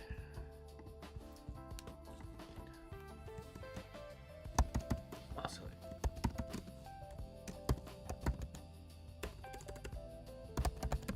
should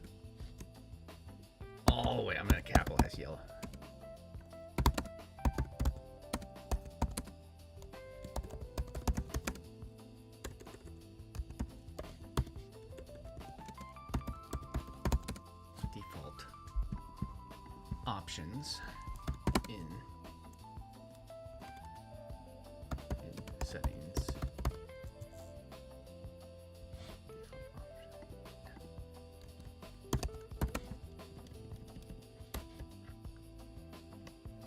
If we add a new tab, it should show there, and when we reorder the tabs, they should match that order in that drop-down list.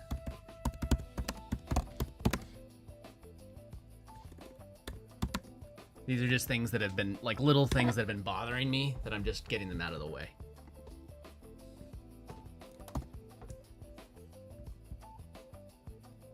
So now, if I go to settings, hit refresh, there we go.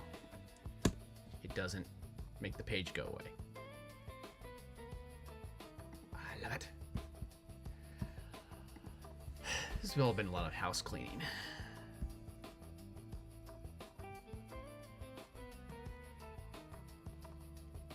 I also, like, I'm not going to go over to the one that I have filled in, but a lot of times people, they lose their,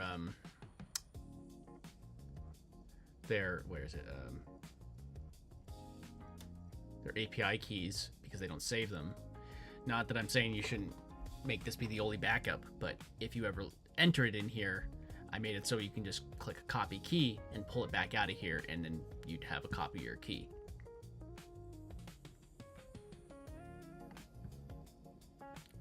So I save and close. The default page drop-down is not visible at the top of the profile.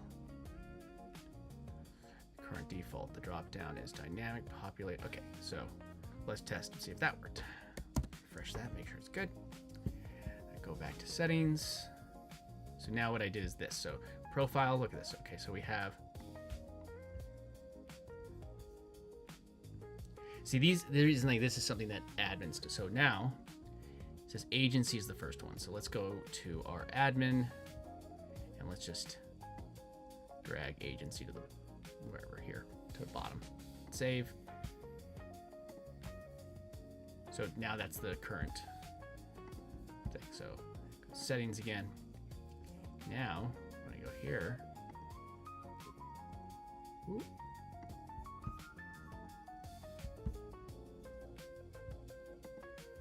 did it? No. Wait, what did I do? Oh, agency is at the bottom now, so it should be at the right. Yeah, that's what I did. So agency is all the way at the bottom. I'll put it in the middle just so I can mix it up. Save, save. So agency is in the middle. So now go here, and this list agency should be in the middle. Okay, it did. Okay, good, good, good. It did. And so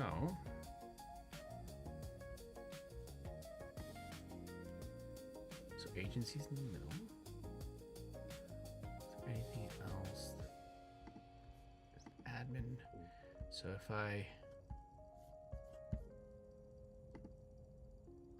preview and then we go to settings,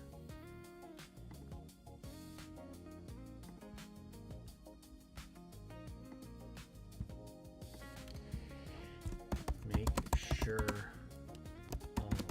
this is also reflected when we are viewing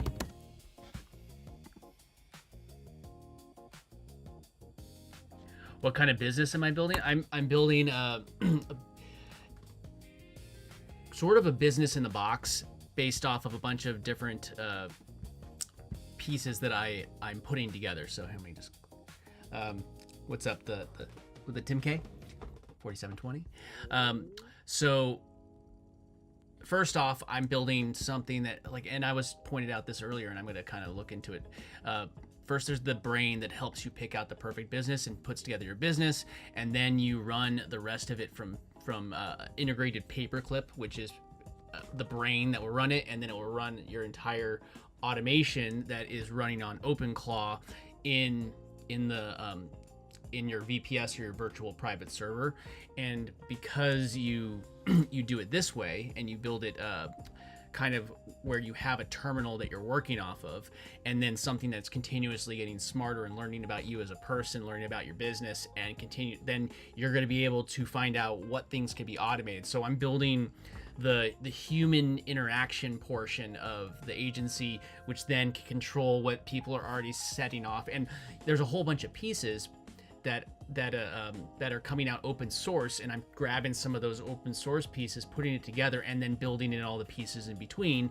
And then I could release it as a beta tool and fine tune it, and as new things come out, I'll be able to do it. And in the end, what I'm doing is I'm building the tool that I wish that I found when I started creating content, when I started making money online. I wish I had something like this. And that was kind of my approach when I went into it, is like, what did I wish that I had access to? What would have done it? So I wish that I had the perfect coach that would have understood, like, my neural divergent mind or whatever. Is like, my brain works the way my brain works, and yours does the way yours does. So I wanted it to understand me. So that's where the foundation of creating the perfect. I can't ever find a coach that understands the way that I work, because I don't work the way that they work. So I'm just going to create the perfect coach for me that understands me. And I think, but I don't want, like, the idea is that I want to build it as a template where if I gave that coach to you, it would understand you in a way that I never could. And then because that, it's going to help you build the business, like the perfect business for you, which might not be the perfect business for me.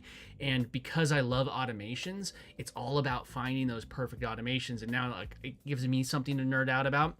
And then as other people use this tool, the entire tool, it's like, I mean, AI is doing this in general, where it's just learning off of all of our use of it. So the more that I use it, the better it's going to get at actually understanding me. But the more that you use it, the more it's going to get to understand it you. But the more people that use the tool in general, it's going to understand people better. And the more businesses that they actually are running with it, it's going to understand different business models better. So that's the grand vision. I'm like, and that's my blueprint. So whatever business you end up running, like, just start. Like, that is my number one advice, no matter what it is. This started off as a pin board, and it evolved into this. I'm like, it didn't even start with this as my main idea, but I'm just fine tuning little tiny housekeeping things today. But I do need to dive into this one, because I think that this could be built into the whole entire level of my agent, that, like, coach that gets to know you better. So I need to do some research on this today, and I might be able to wrap it right into this is a chatbot wrapper around a single API. See, this is already sounding exactly like what I need. So I'm going to do more research on that. And I think that's the beautiful thing about what's going on right now, is like, there's so much open source code. Go and find the use case. And if you can't find the use case, like, I was already working on something, some person just released this. Fantastic. I don't have to think about it anymore. I could look at their open source code, take what I need, and then go and build on top of it. I think that's a beautiful thing. Beautiful thing. Let me go look over here. Make sure that they reflect in the when they're viewing in the. Oh, wait, well, I got distracted. What I was.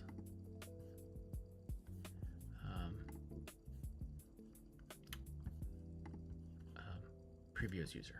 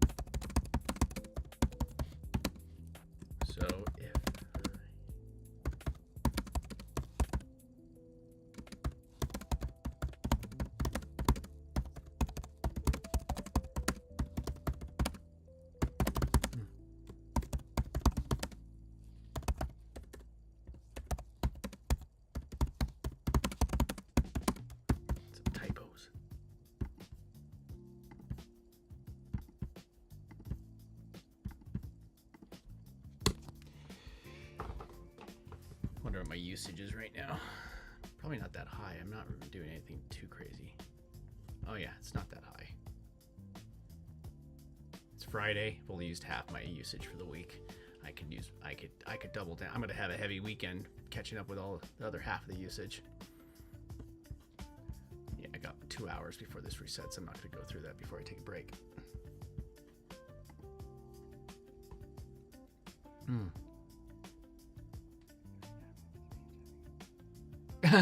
Every time you see an agent, I think insurance.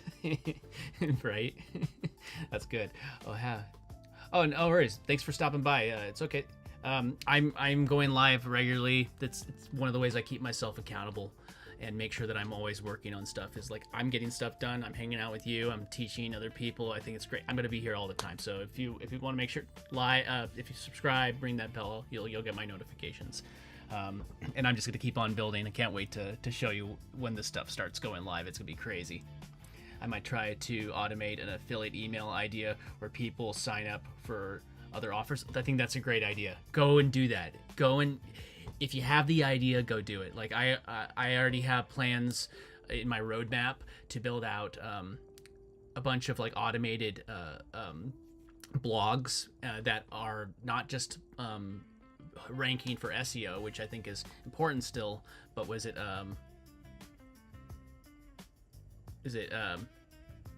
AEO is I think what we're saying. Is it AI search or ASO? Is it AI search optimization? I think it's ASO is what they're calling it now instead of SEO. ASO, AI search optimization.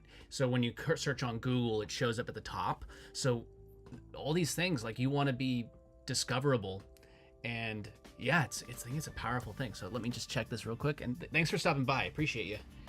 The Tim K. Appreciate you. Or Timk. Am I saying it right? You tell me. Appreciate you. Admin mode, all 6 tabs in the drop down, preview and user. Okay, so let's just check this out, see if it actually did it. So settings, let's go to admin, and now I'm gonna so if I preview user, so these are visible, preview user, they should be able to go to, I don't have to look too much into the dead internet theory, but I'll look into it in a second. Yeah.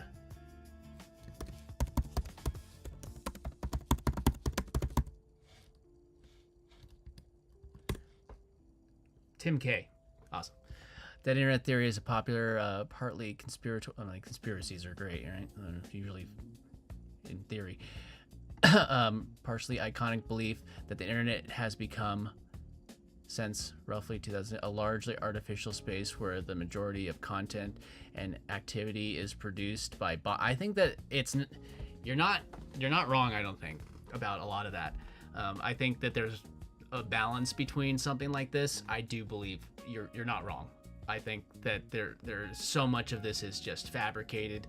You could go look at the leak that happened at Anthropic the other day, and they were talking about how they have actual AI agents that go in and put code into public Git projects and don't disclose that it is actually an AI agent doing it. So I actually, to a level, I don't believe it's as far down as all of it is dead. I think that everything on the internet is all controlled, and the narrative, not everything, like I'm creating something that's actually original, so that can't be 100% true, and I still think it's original even though I'm using AI to create it, but I'm still a human that's using to create it. But I think that there's a lot of the internet that's just automated now and just about getting our attention. You could look at what happened with YouTube and Google, not YouTube and Meta recently, in that lawsuit about, they were well aware of things that happened, but they just chose to just dive into these algorithms because these companies just want money. So I do believe that the people that own the biggest parts of the internet do manipulate it to get our attention. There's always, you can go down a conspiracy rabbit hole. I do believe that part, but 100%. Have a good one, Tim. Appreciate you. Cool. So let me just go back here. Let me check out my thing. So I was saying preview as user. So now if I go to settings, I should just see. Nope, did not work. Okay.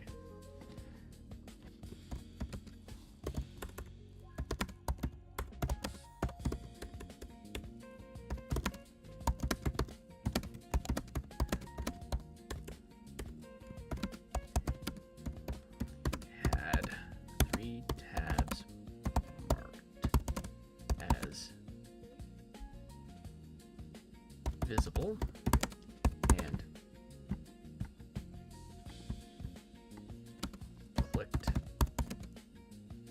preview as user, then they should only see those 3 tabs as options in the default tab selector.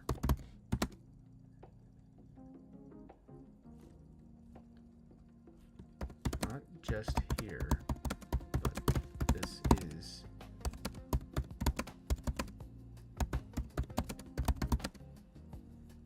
while running in this mode.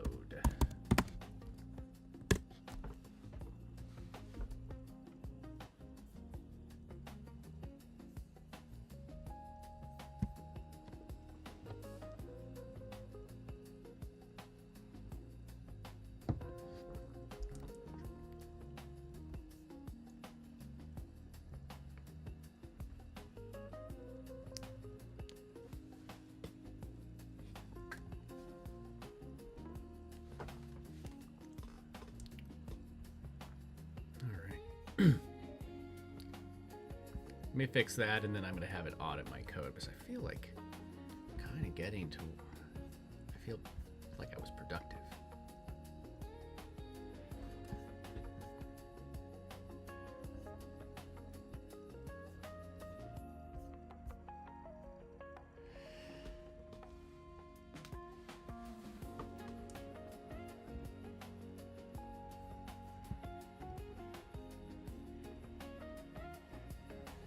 What's that? Okay, the code is correct, but I forgot to bump the version after the last set of changes. The browser is still loading the cat. Okay, only the 3 enabled tabs appear. Now reset. Okay, let's try it now. Refresh. So there's only 3 tabs. So right now, if I go to settings, it should show me all of them. But if I go to my admin panel, which I have right here, and let's just, so it only shows 3. It shows, let's actually push agency back to the bottom. So it should show in that order. And it should only show me these 3 tabs. If I go to settings, yay! Profile, and it's in the order I wanted it. Hit that. Hit that.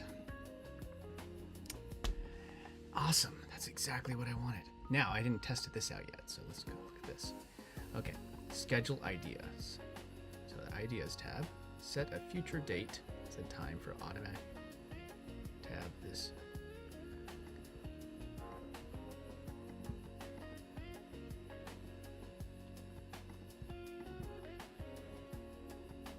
Let me actually. I see you have a date / time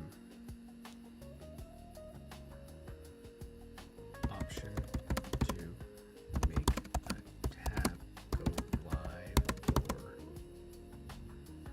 go or turn. We also have a timer option. Say I ask it to just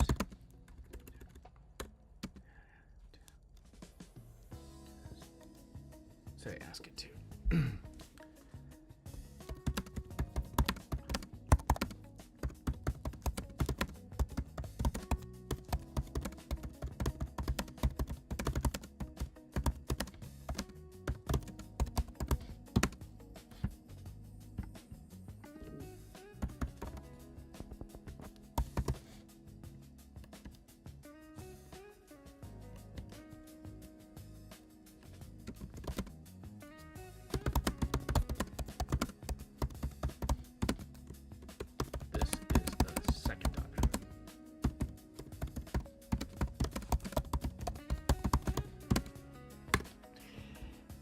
no reason not to have that, but yeah, it seems to good. So I can go live or take offline. The idea would be like, so say this is a live tab, and like the agency, you have it for a week, and I'd be able to set it, say, after they subscribe, I could start a timer, and that's why I was asking for the timer, saying like, oh, they subscribed, so 7 days after after this goes live, or they sign up, then that tab would disappear, and maybe I could have something else like a bumper saying, hey, sign up here, or you no longer have access to this. That way it could be the people that sign up for a trial. I'm able to, you know,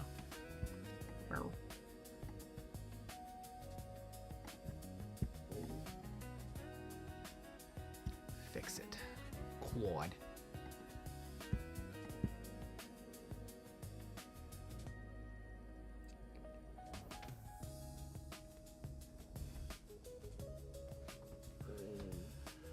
Ah, yes, good stuff.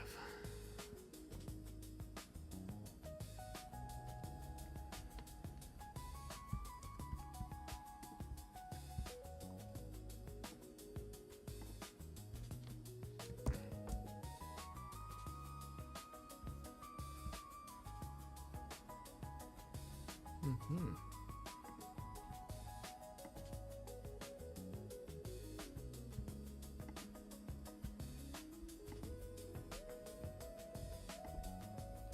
That finishes.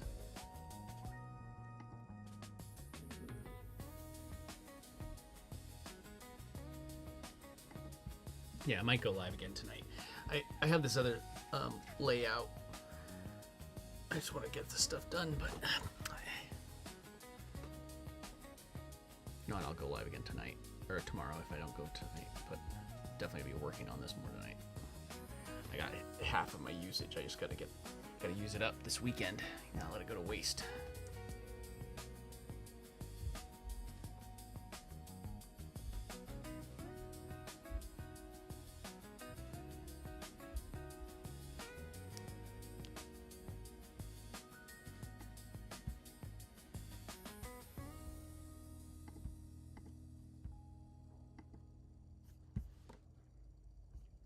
All right, so I've added like 500 lines of code during this session, so I'm going to audit it, see if I can get it to go down.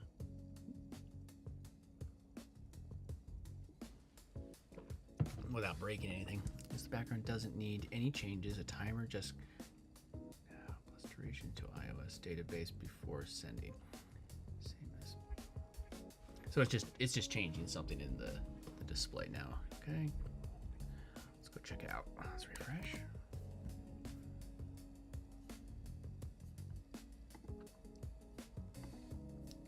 Actually, did it revert back to this?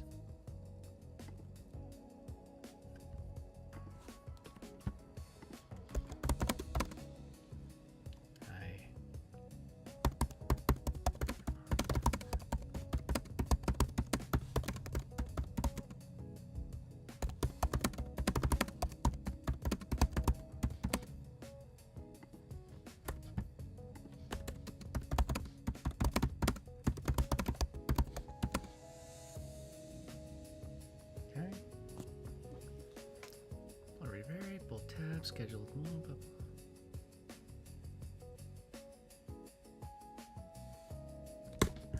Work on that while I check this out.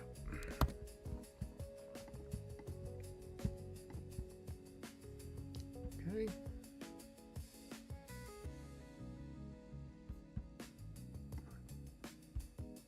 So now, there we go. So I added a timer feature. So it'd be like,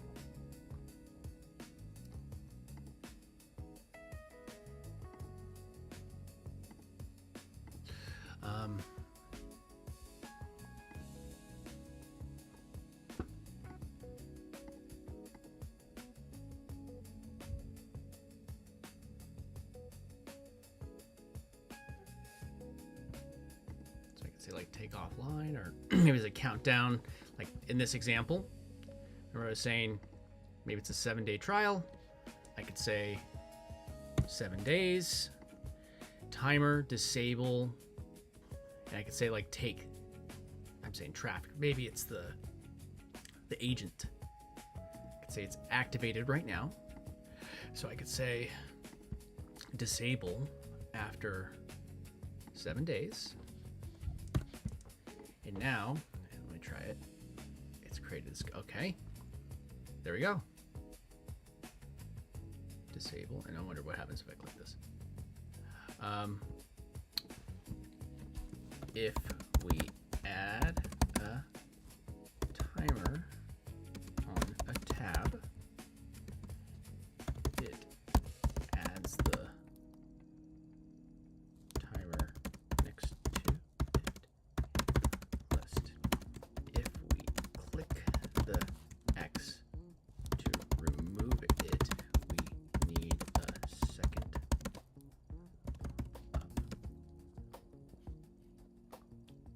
Making sure we want to make those changes, and if they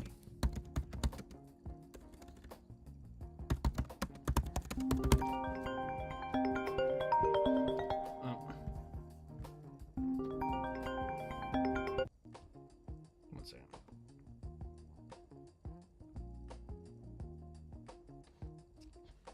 Hold on one second. I'm going to answer a phone call real quick. I'll be right back. Hello, hello, hello.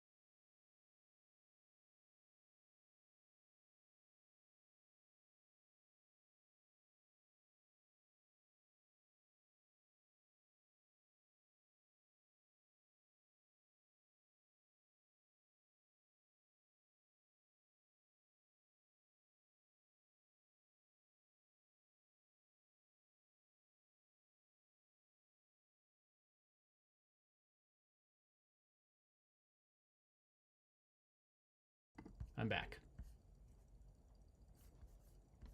Is there no background music? Did I go through the whole thing again? I went through the whole playlist again, twice. Play it again. There we go. All right. If we add a timer on a tab, adds a timer. The X to remove it, and the second part. That changes it. I think click yes.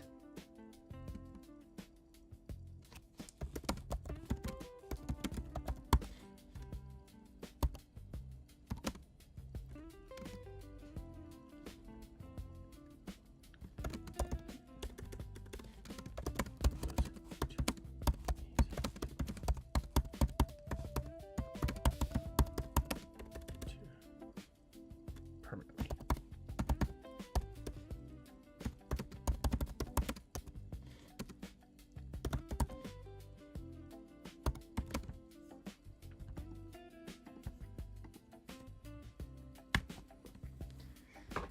Okay.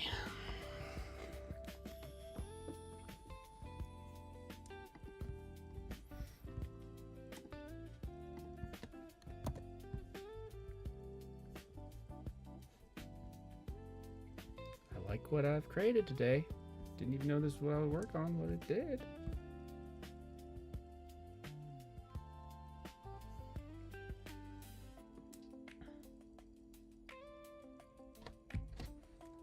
Well, that's going on. Let me check this real quick and make sure everything's good. I gotta figure out what's going on with Streamlabs and their being able to see their chats. It's like Streamlabs here, but it's not show. You can just kind of see it. I don't care what you guys see, but it's not showing me.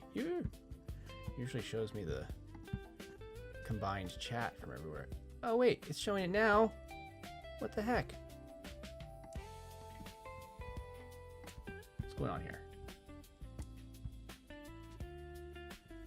It's not showing it on my other monitor. Can I pop this out? I'll make sure I haven't ignored any of my peeps. Nobody on X. It's all good. I gotta figure out what the deal is. Maybe it's... Oh!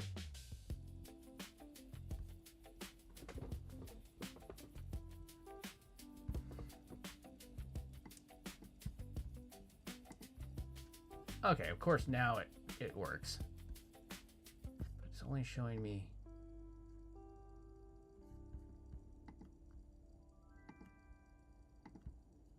That is weird. It's all good.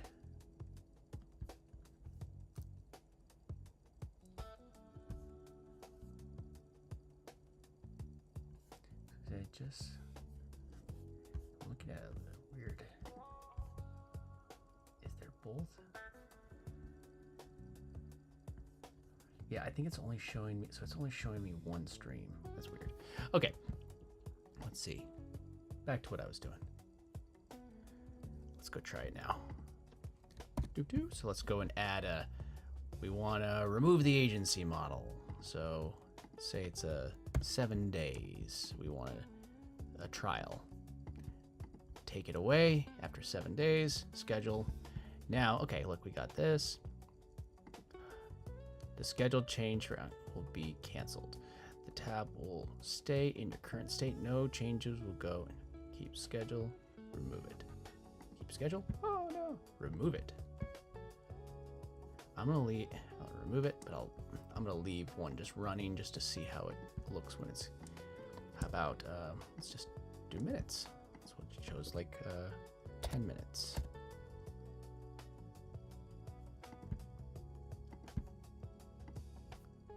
So it's showing 9 minutes.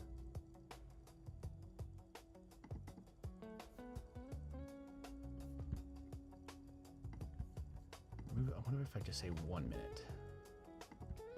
Remove after 1 minute.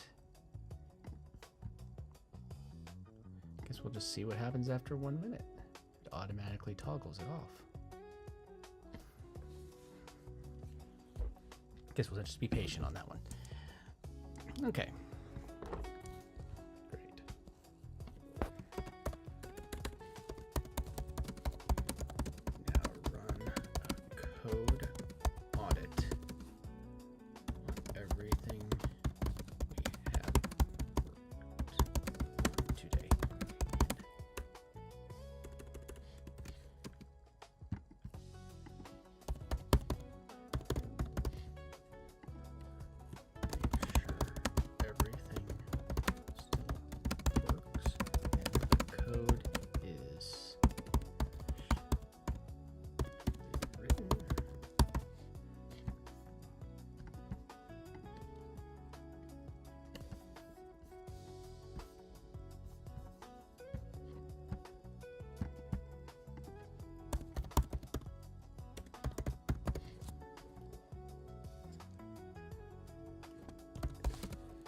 Still works.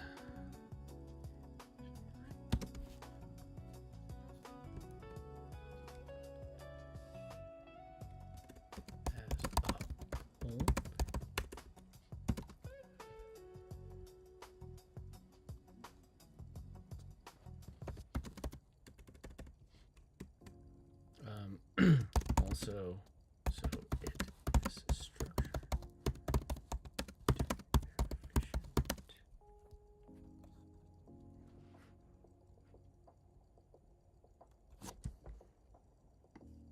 So let's just start with that.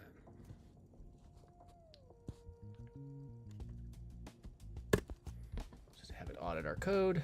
Let's go back and look at this. What it was. Disable.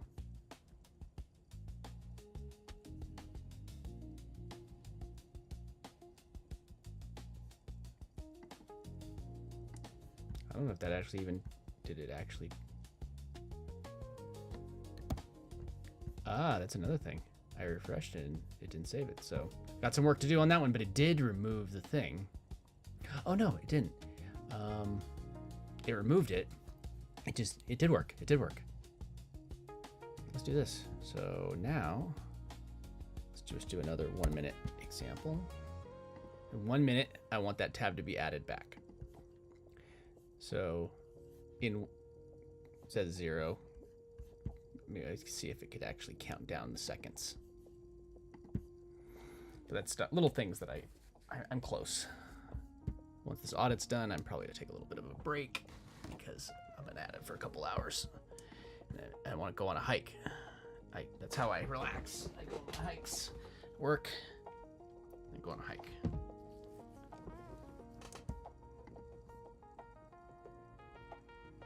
So we had what? 1865 and 480.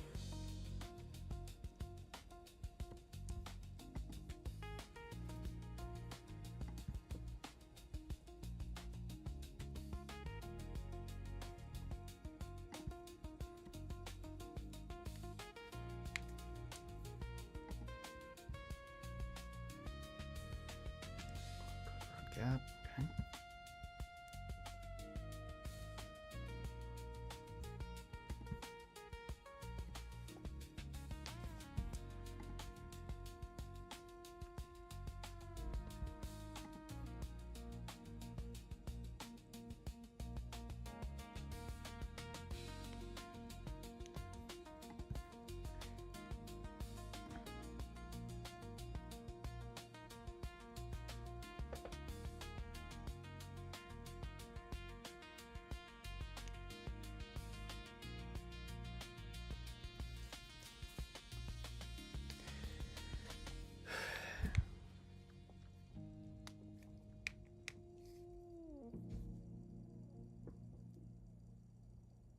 Oh, Facebook automation. Sorry, I missed that.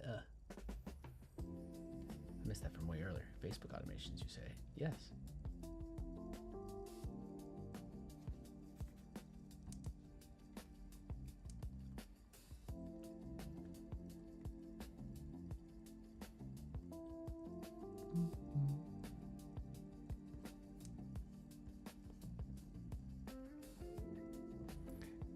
Good finds. Fix the issues. Skipping the z-index1 scheduling model is never opened from the race. Behavior is actually correct. Logo. Okay. The real issue in one pass. Share one pass.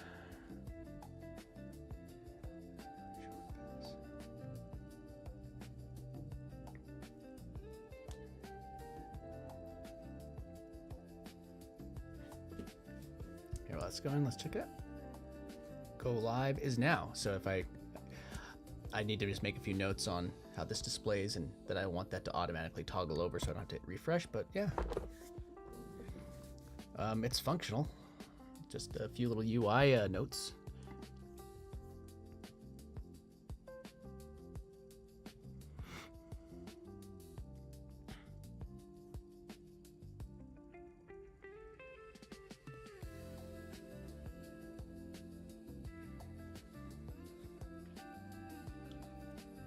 Okay, all fixes verified.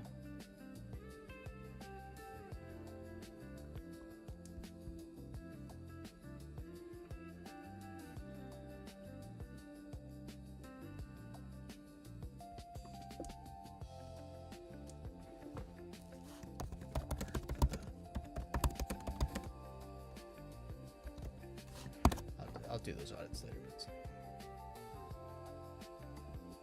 at the difference in the lines of code. Added a lot of code because I was adding a lot. All right.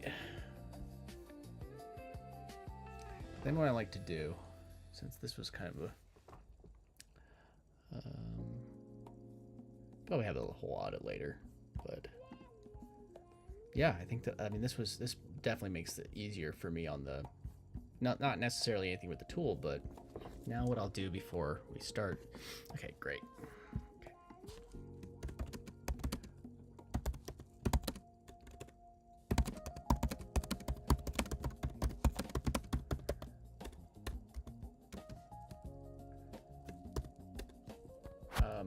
Roadmap.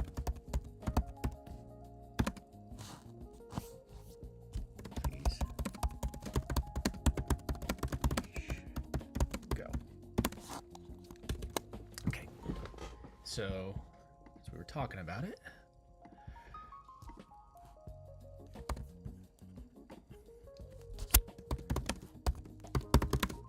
Agent Dunk is the name of my agent because I go by Dunk on most platforms. And then I have it as an agent, so it's like it's my PFP on Twitter and stuff like that. So it's Agent Dunk, you know, so why not? For Agent Dunk,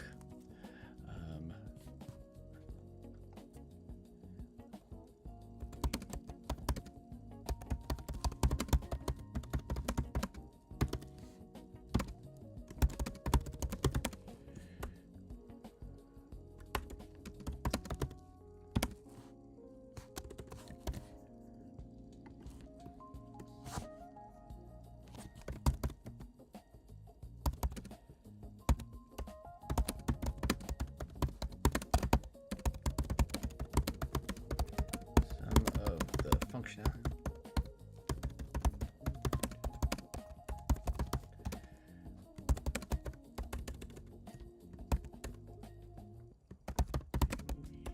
Should use it as our starting point or to create parts of it in so we don't have to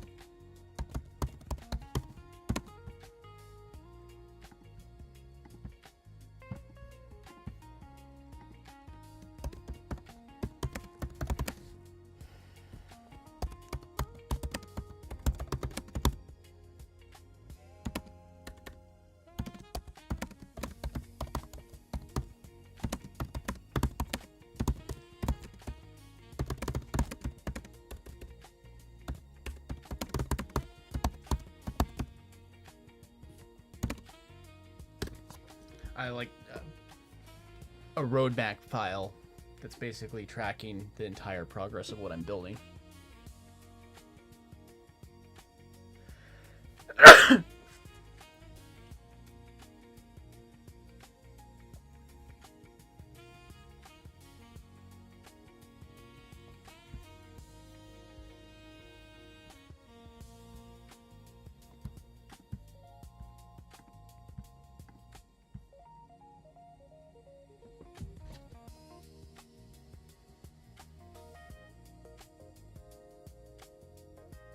Mm-hmm.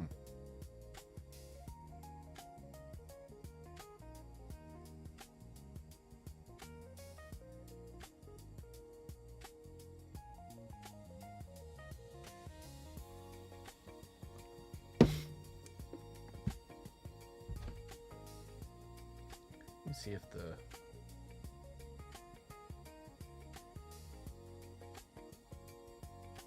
checking out the stream on X and see if anybody was chatting, or I don't think anybody was. Oh, what's up, Bearded? Sorry I didn't show up.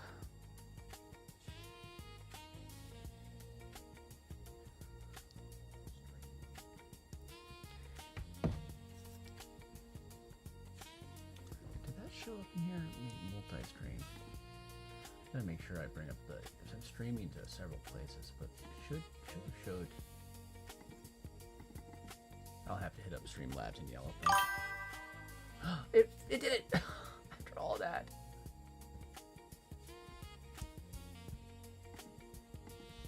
There. Jeez. Is it?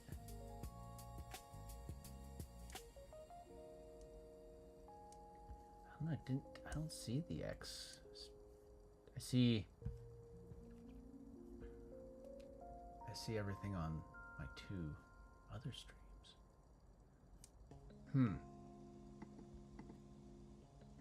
Weird.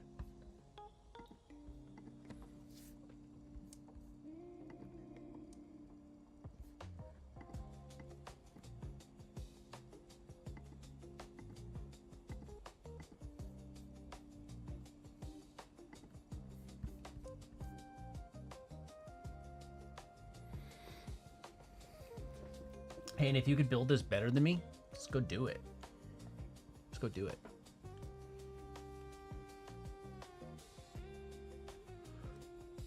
Also, if anybody wants to cut my hair, you can come over and cut my hair. I need a haircut.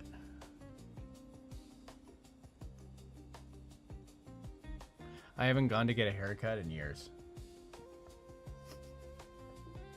I don't know if you can tell. The mop on my head. It's not that long compared to usual.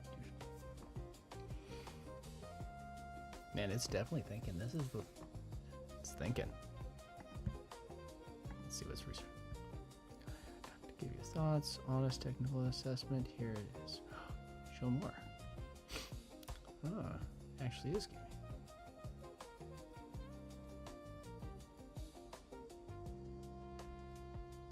First requirements.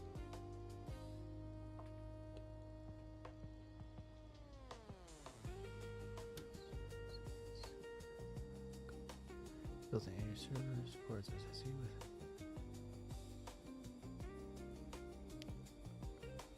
Word, Docs, Douche, Python, new agent AI agent.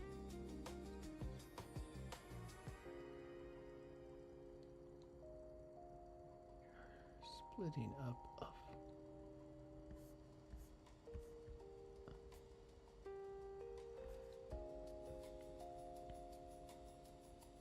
on assessment first, then ROMAT.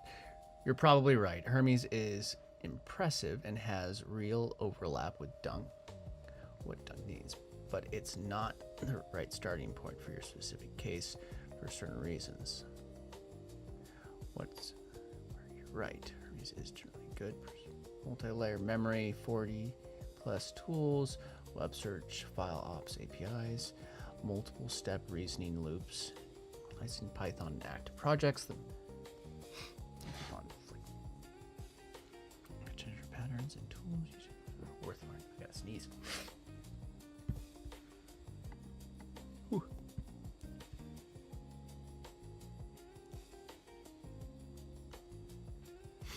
Single user first design. Hermes is built for one person per agent profile. Multi-user SAT.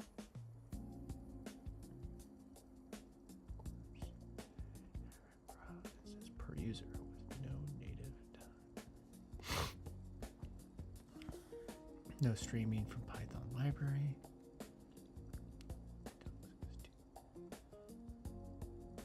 Okay.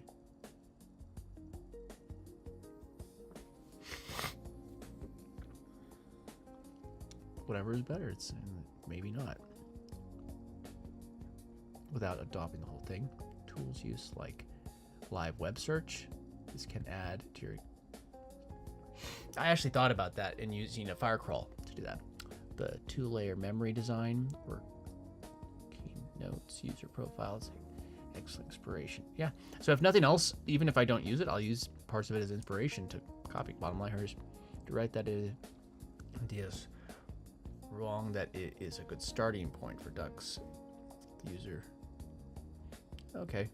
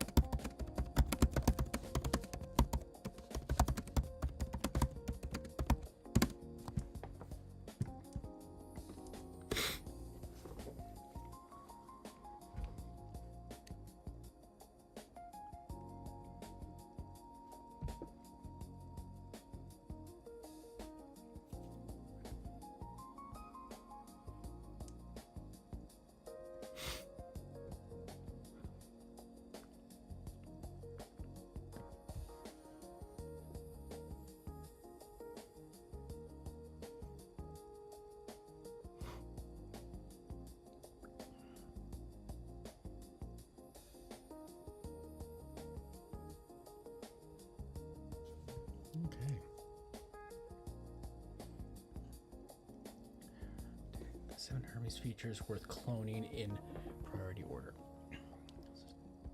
Today, Dunk saves.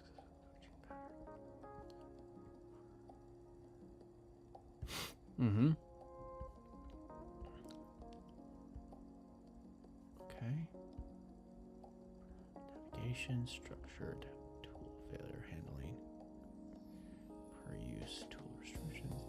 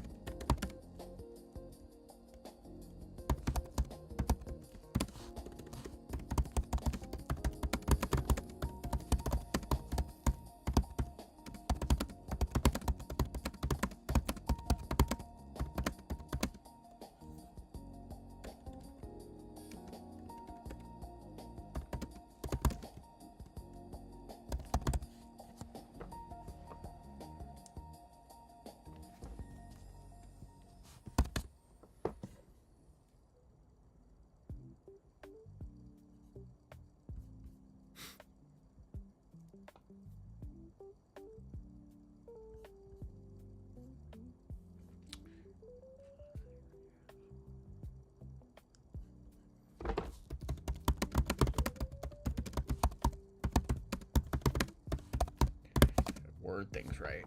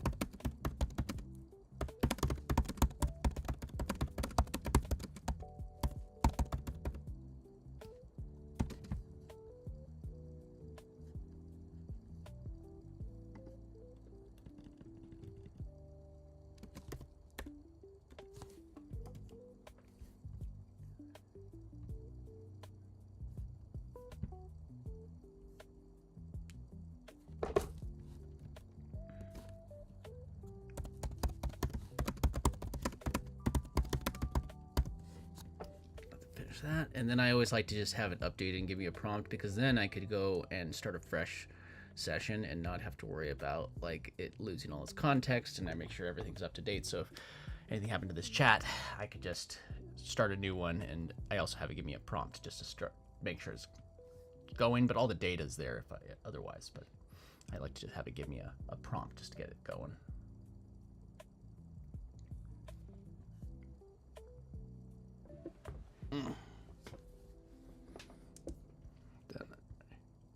It's funny, I've been saying I'm going to take a break for like an hour and a half, and here I am.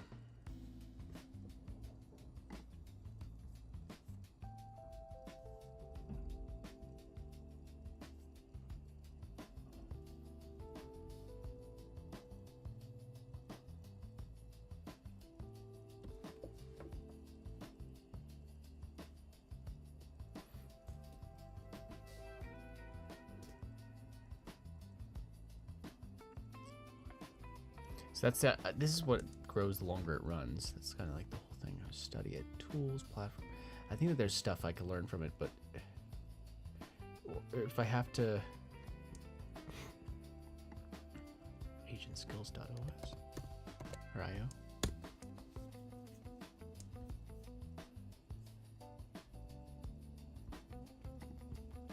Here we go. And I know that this might all seem like a jumbled mess, but it all makes sense to me.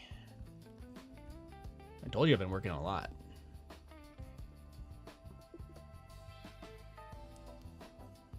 Not a lot of as many green checks as I want. So already built, complete work.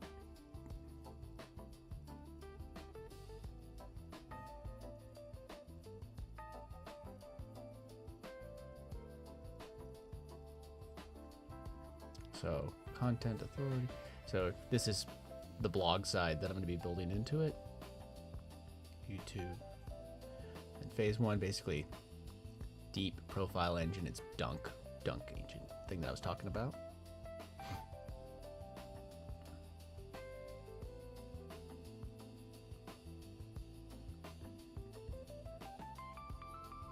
$3,000 character dunk learns from conversation, updates the profile figure.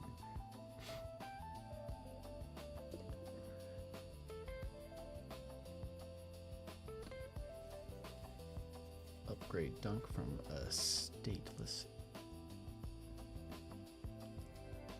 to true agent with live tools.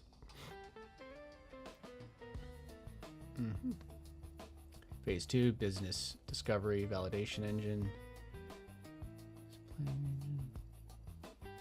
Token, privacy, and then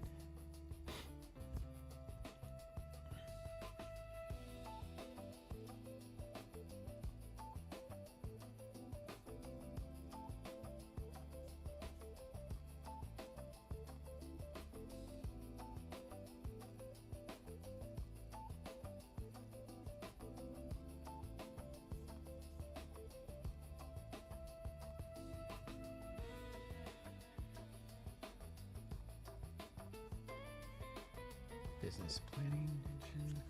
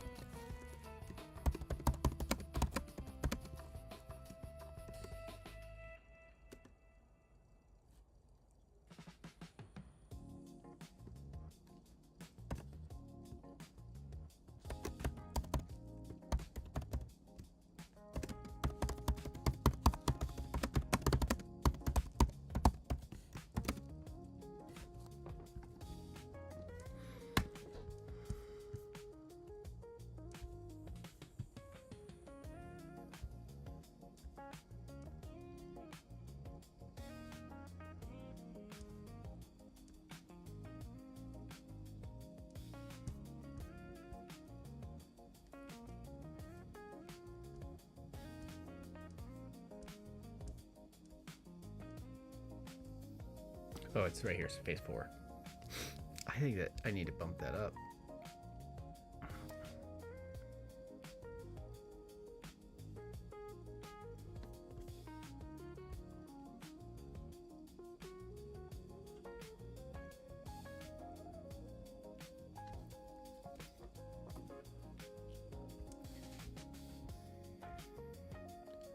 APS provision walkthrough. Okay. OpenClaw real-time status. AI agent results return to dashboard. OpenClaw never stores personal data.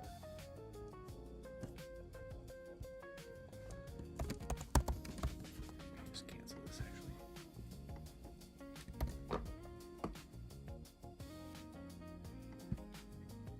So I'll show you what this does, and then I'll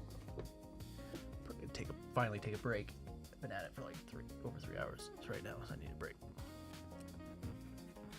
So just have it give me my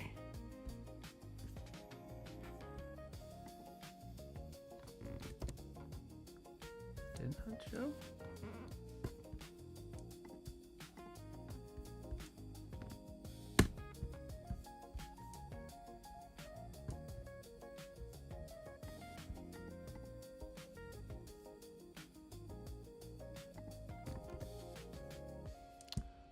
This. Don't try and tell me what's what.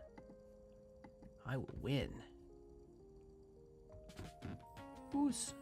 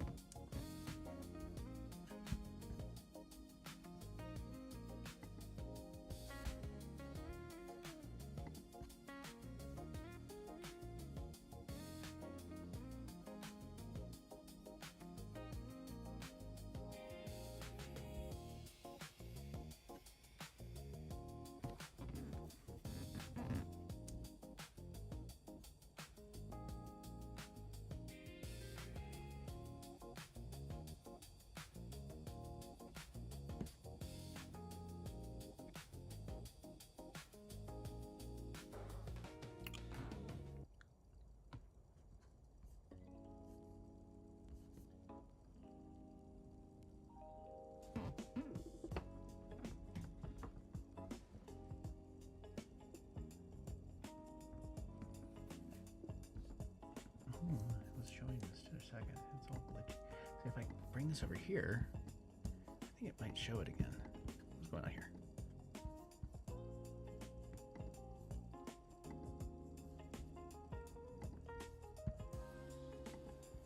Maybe not. I don't know. That's weird. Why are they not doing it? Show me the YouTube ones. Come on, bro.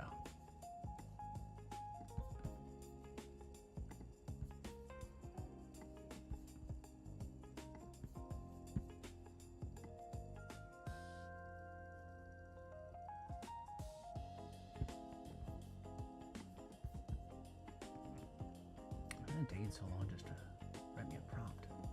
It's probably doing stuff with reading all the documents.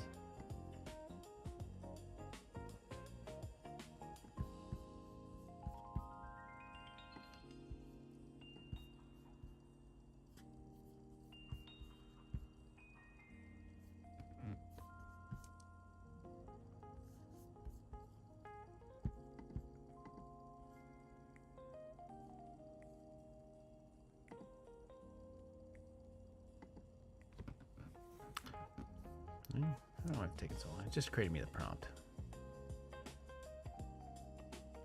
Sussing. It's sussing. 2 minutes. Okay, finally. It had to read 7 lines of code. So that's an example. Like the longer the code is, the more it has to read.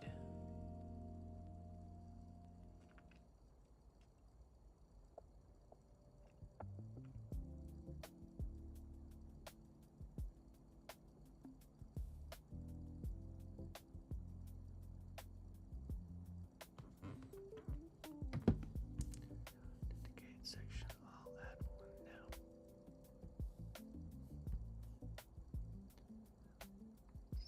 Structure that makes our dashboard. Yeah, the dashboard is paperclip. So what I think that actually happened is I installed paperclip and then I changed my directory and it probably doesn't know. So let's make sure it understands. It is now has its own dedicated section, 4.5, whatever.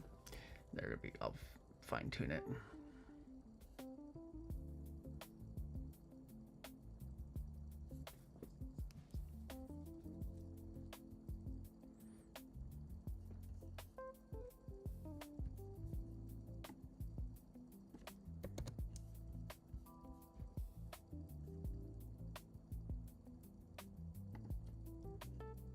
Mm-hmm.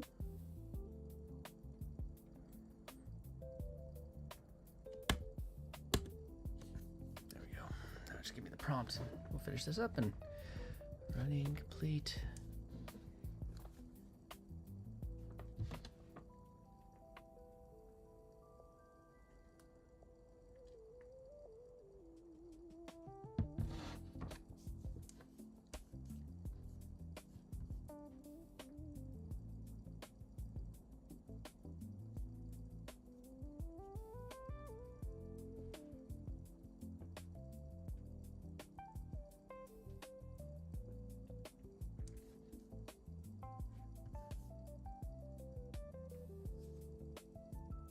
There we go. So that's giving me this prompt. All 9 says are at see here is a continuous prompt.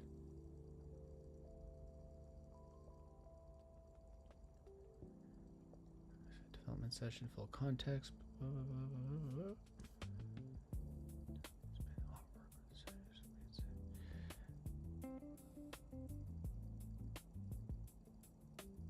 Okay, so let's just copy this and I'll show you why I do that. So here, then it's already selected right here if I wanted to change it. See, since I created this in GitHub,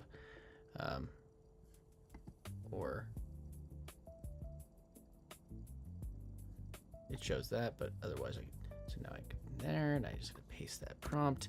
Don't think I need the whole of this. I'll just leave that all in there. Let's leave it in plan mode. And now I'll have a fresh chat. New when you're in code, it's basically a terminal window, so it's just running terminal.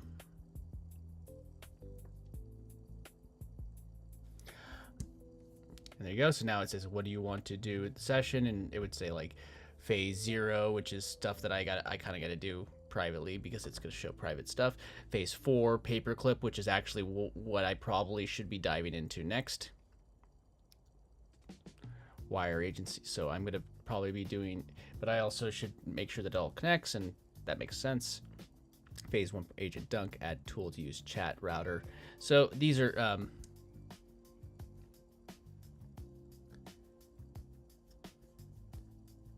so just because I know I'm going to do it, let's just click on paperclip and let it says, and then I'm going to wrap it up. And I just like keep on saying that it's going to be like all my entire day. Let me explore agency related to. So now it's just going down the route, that route. So again, thanks again for everybody hanging out with me. I'm probably going to call it for a moment just because it has been, I don't know what I started at, like 10:30 my time. It's like almost 2 o'clock. So it's been like three or so hours. So I need a little bit of a break up. I might stream again tonight. If not tonight, definitely tomorrow. It's great hanging out with everybody. Let me know if you have any more ideas, if you ever things that you think are good. I want to create this live and show you how easy it is to actually create things. I want you to show you how I created this landing page from scratch. I've been creating this tool from scratch. You saw me make changes to it during this live. I've fine-tuned it. I could change the entire look if I want to. This is just a temp look. It's probably going to get fine-tuned and cleaned up a lot and be, go and create something. Like you could say, no, I don't know how to do it. I didn't know how to do it a few weeks ago either. I had ideas. I wasn't great at coding, but I know code better now than I did a couple weeks ago because I'm involved in it now. So go out and create something, come up with whatever your idea, make something for yourself. What's a problem you have? Go and create the solution to your problem. And maybe if you throw a price tag on it, somebody else will pay you for that solution because you took the initiative to go create it. And they could have gone create it themselves, but they'd rather just pay you. It's that thought process of thinking that people, they can go get Claude Code and do it themselves. Of course they can, but not everybody will. So again, thanks everybody for hanging out. Appreciate everybody. It's already got my plan for my next step, which I'm going to go take a break. Otherwise, I'm going to go down a crazy rabbit hole. And you know me, I'll be here until the end of the day. So again, thanks everyone for hanging out with me. I appreciate you. Had great conversations. I'll see you in the next live. Like I said, maybe tonight or tomorrow. And just make sure that you're, like the video, share it to somebody that needs it. And then also, make sure that you are subscribed to the channel so you get notifications when new videos. All right, everyone. Peace out. Again, take care. See you in the next one.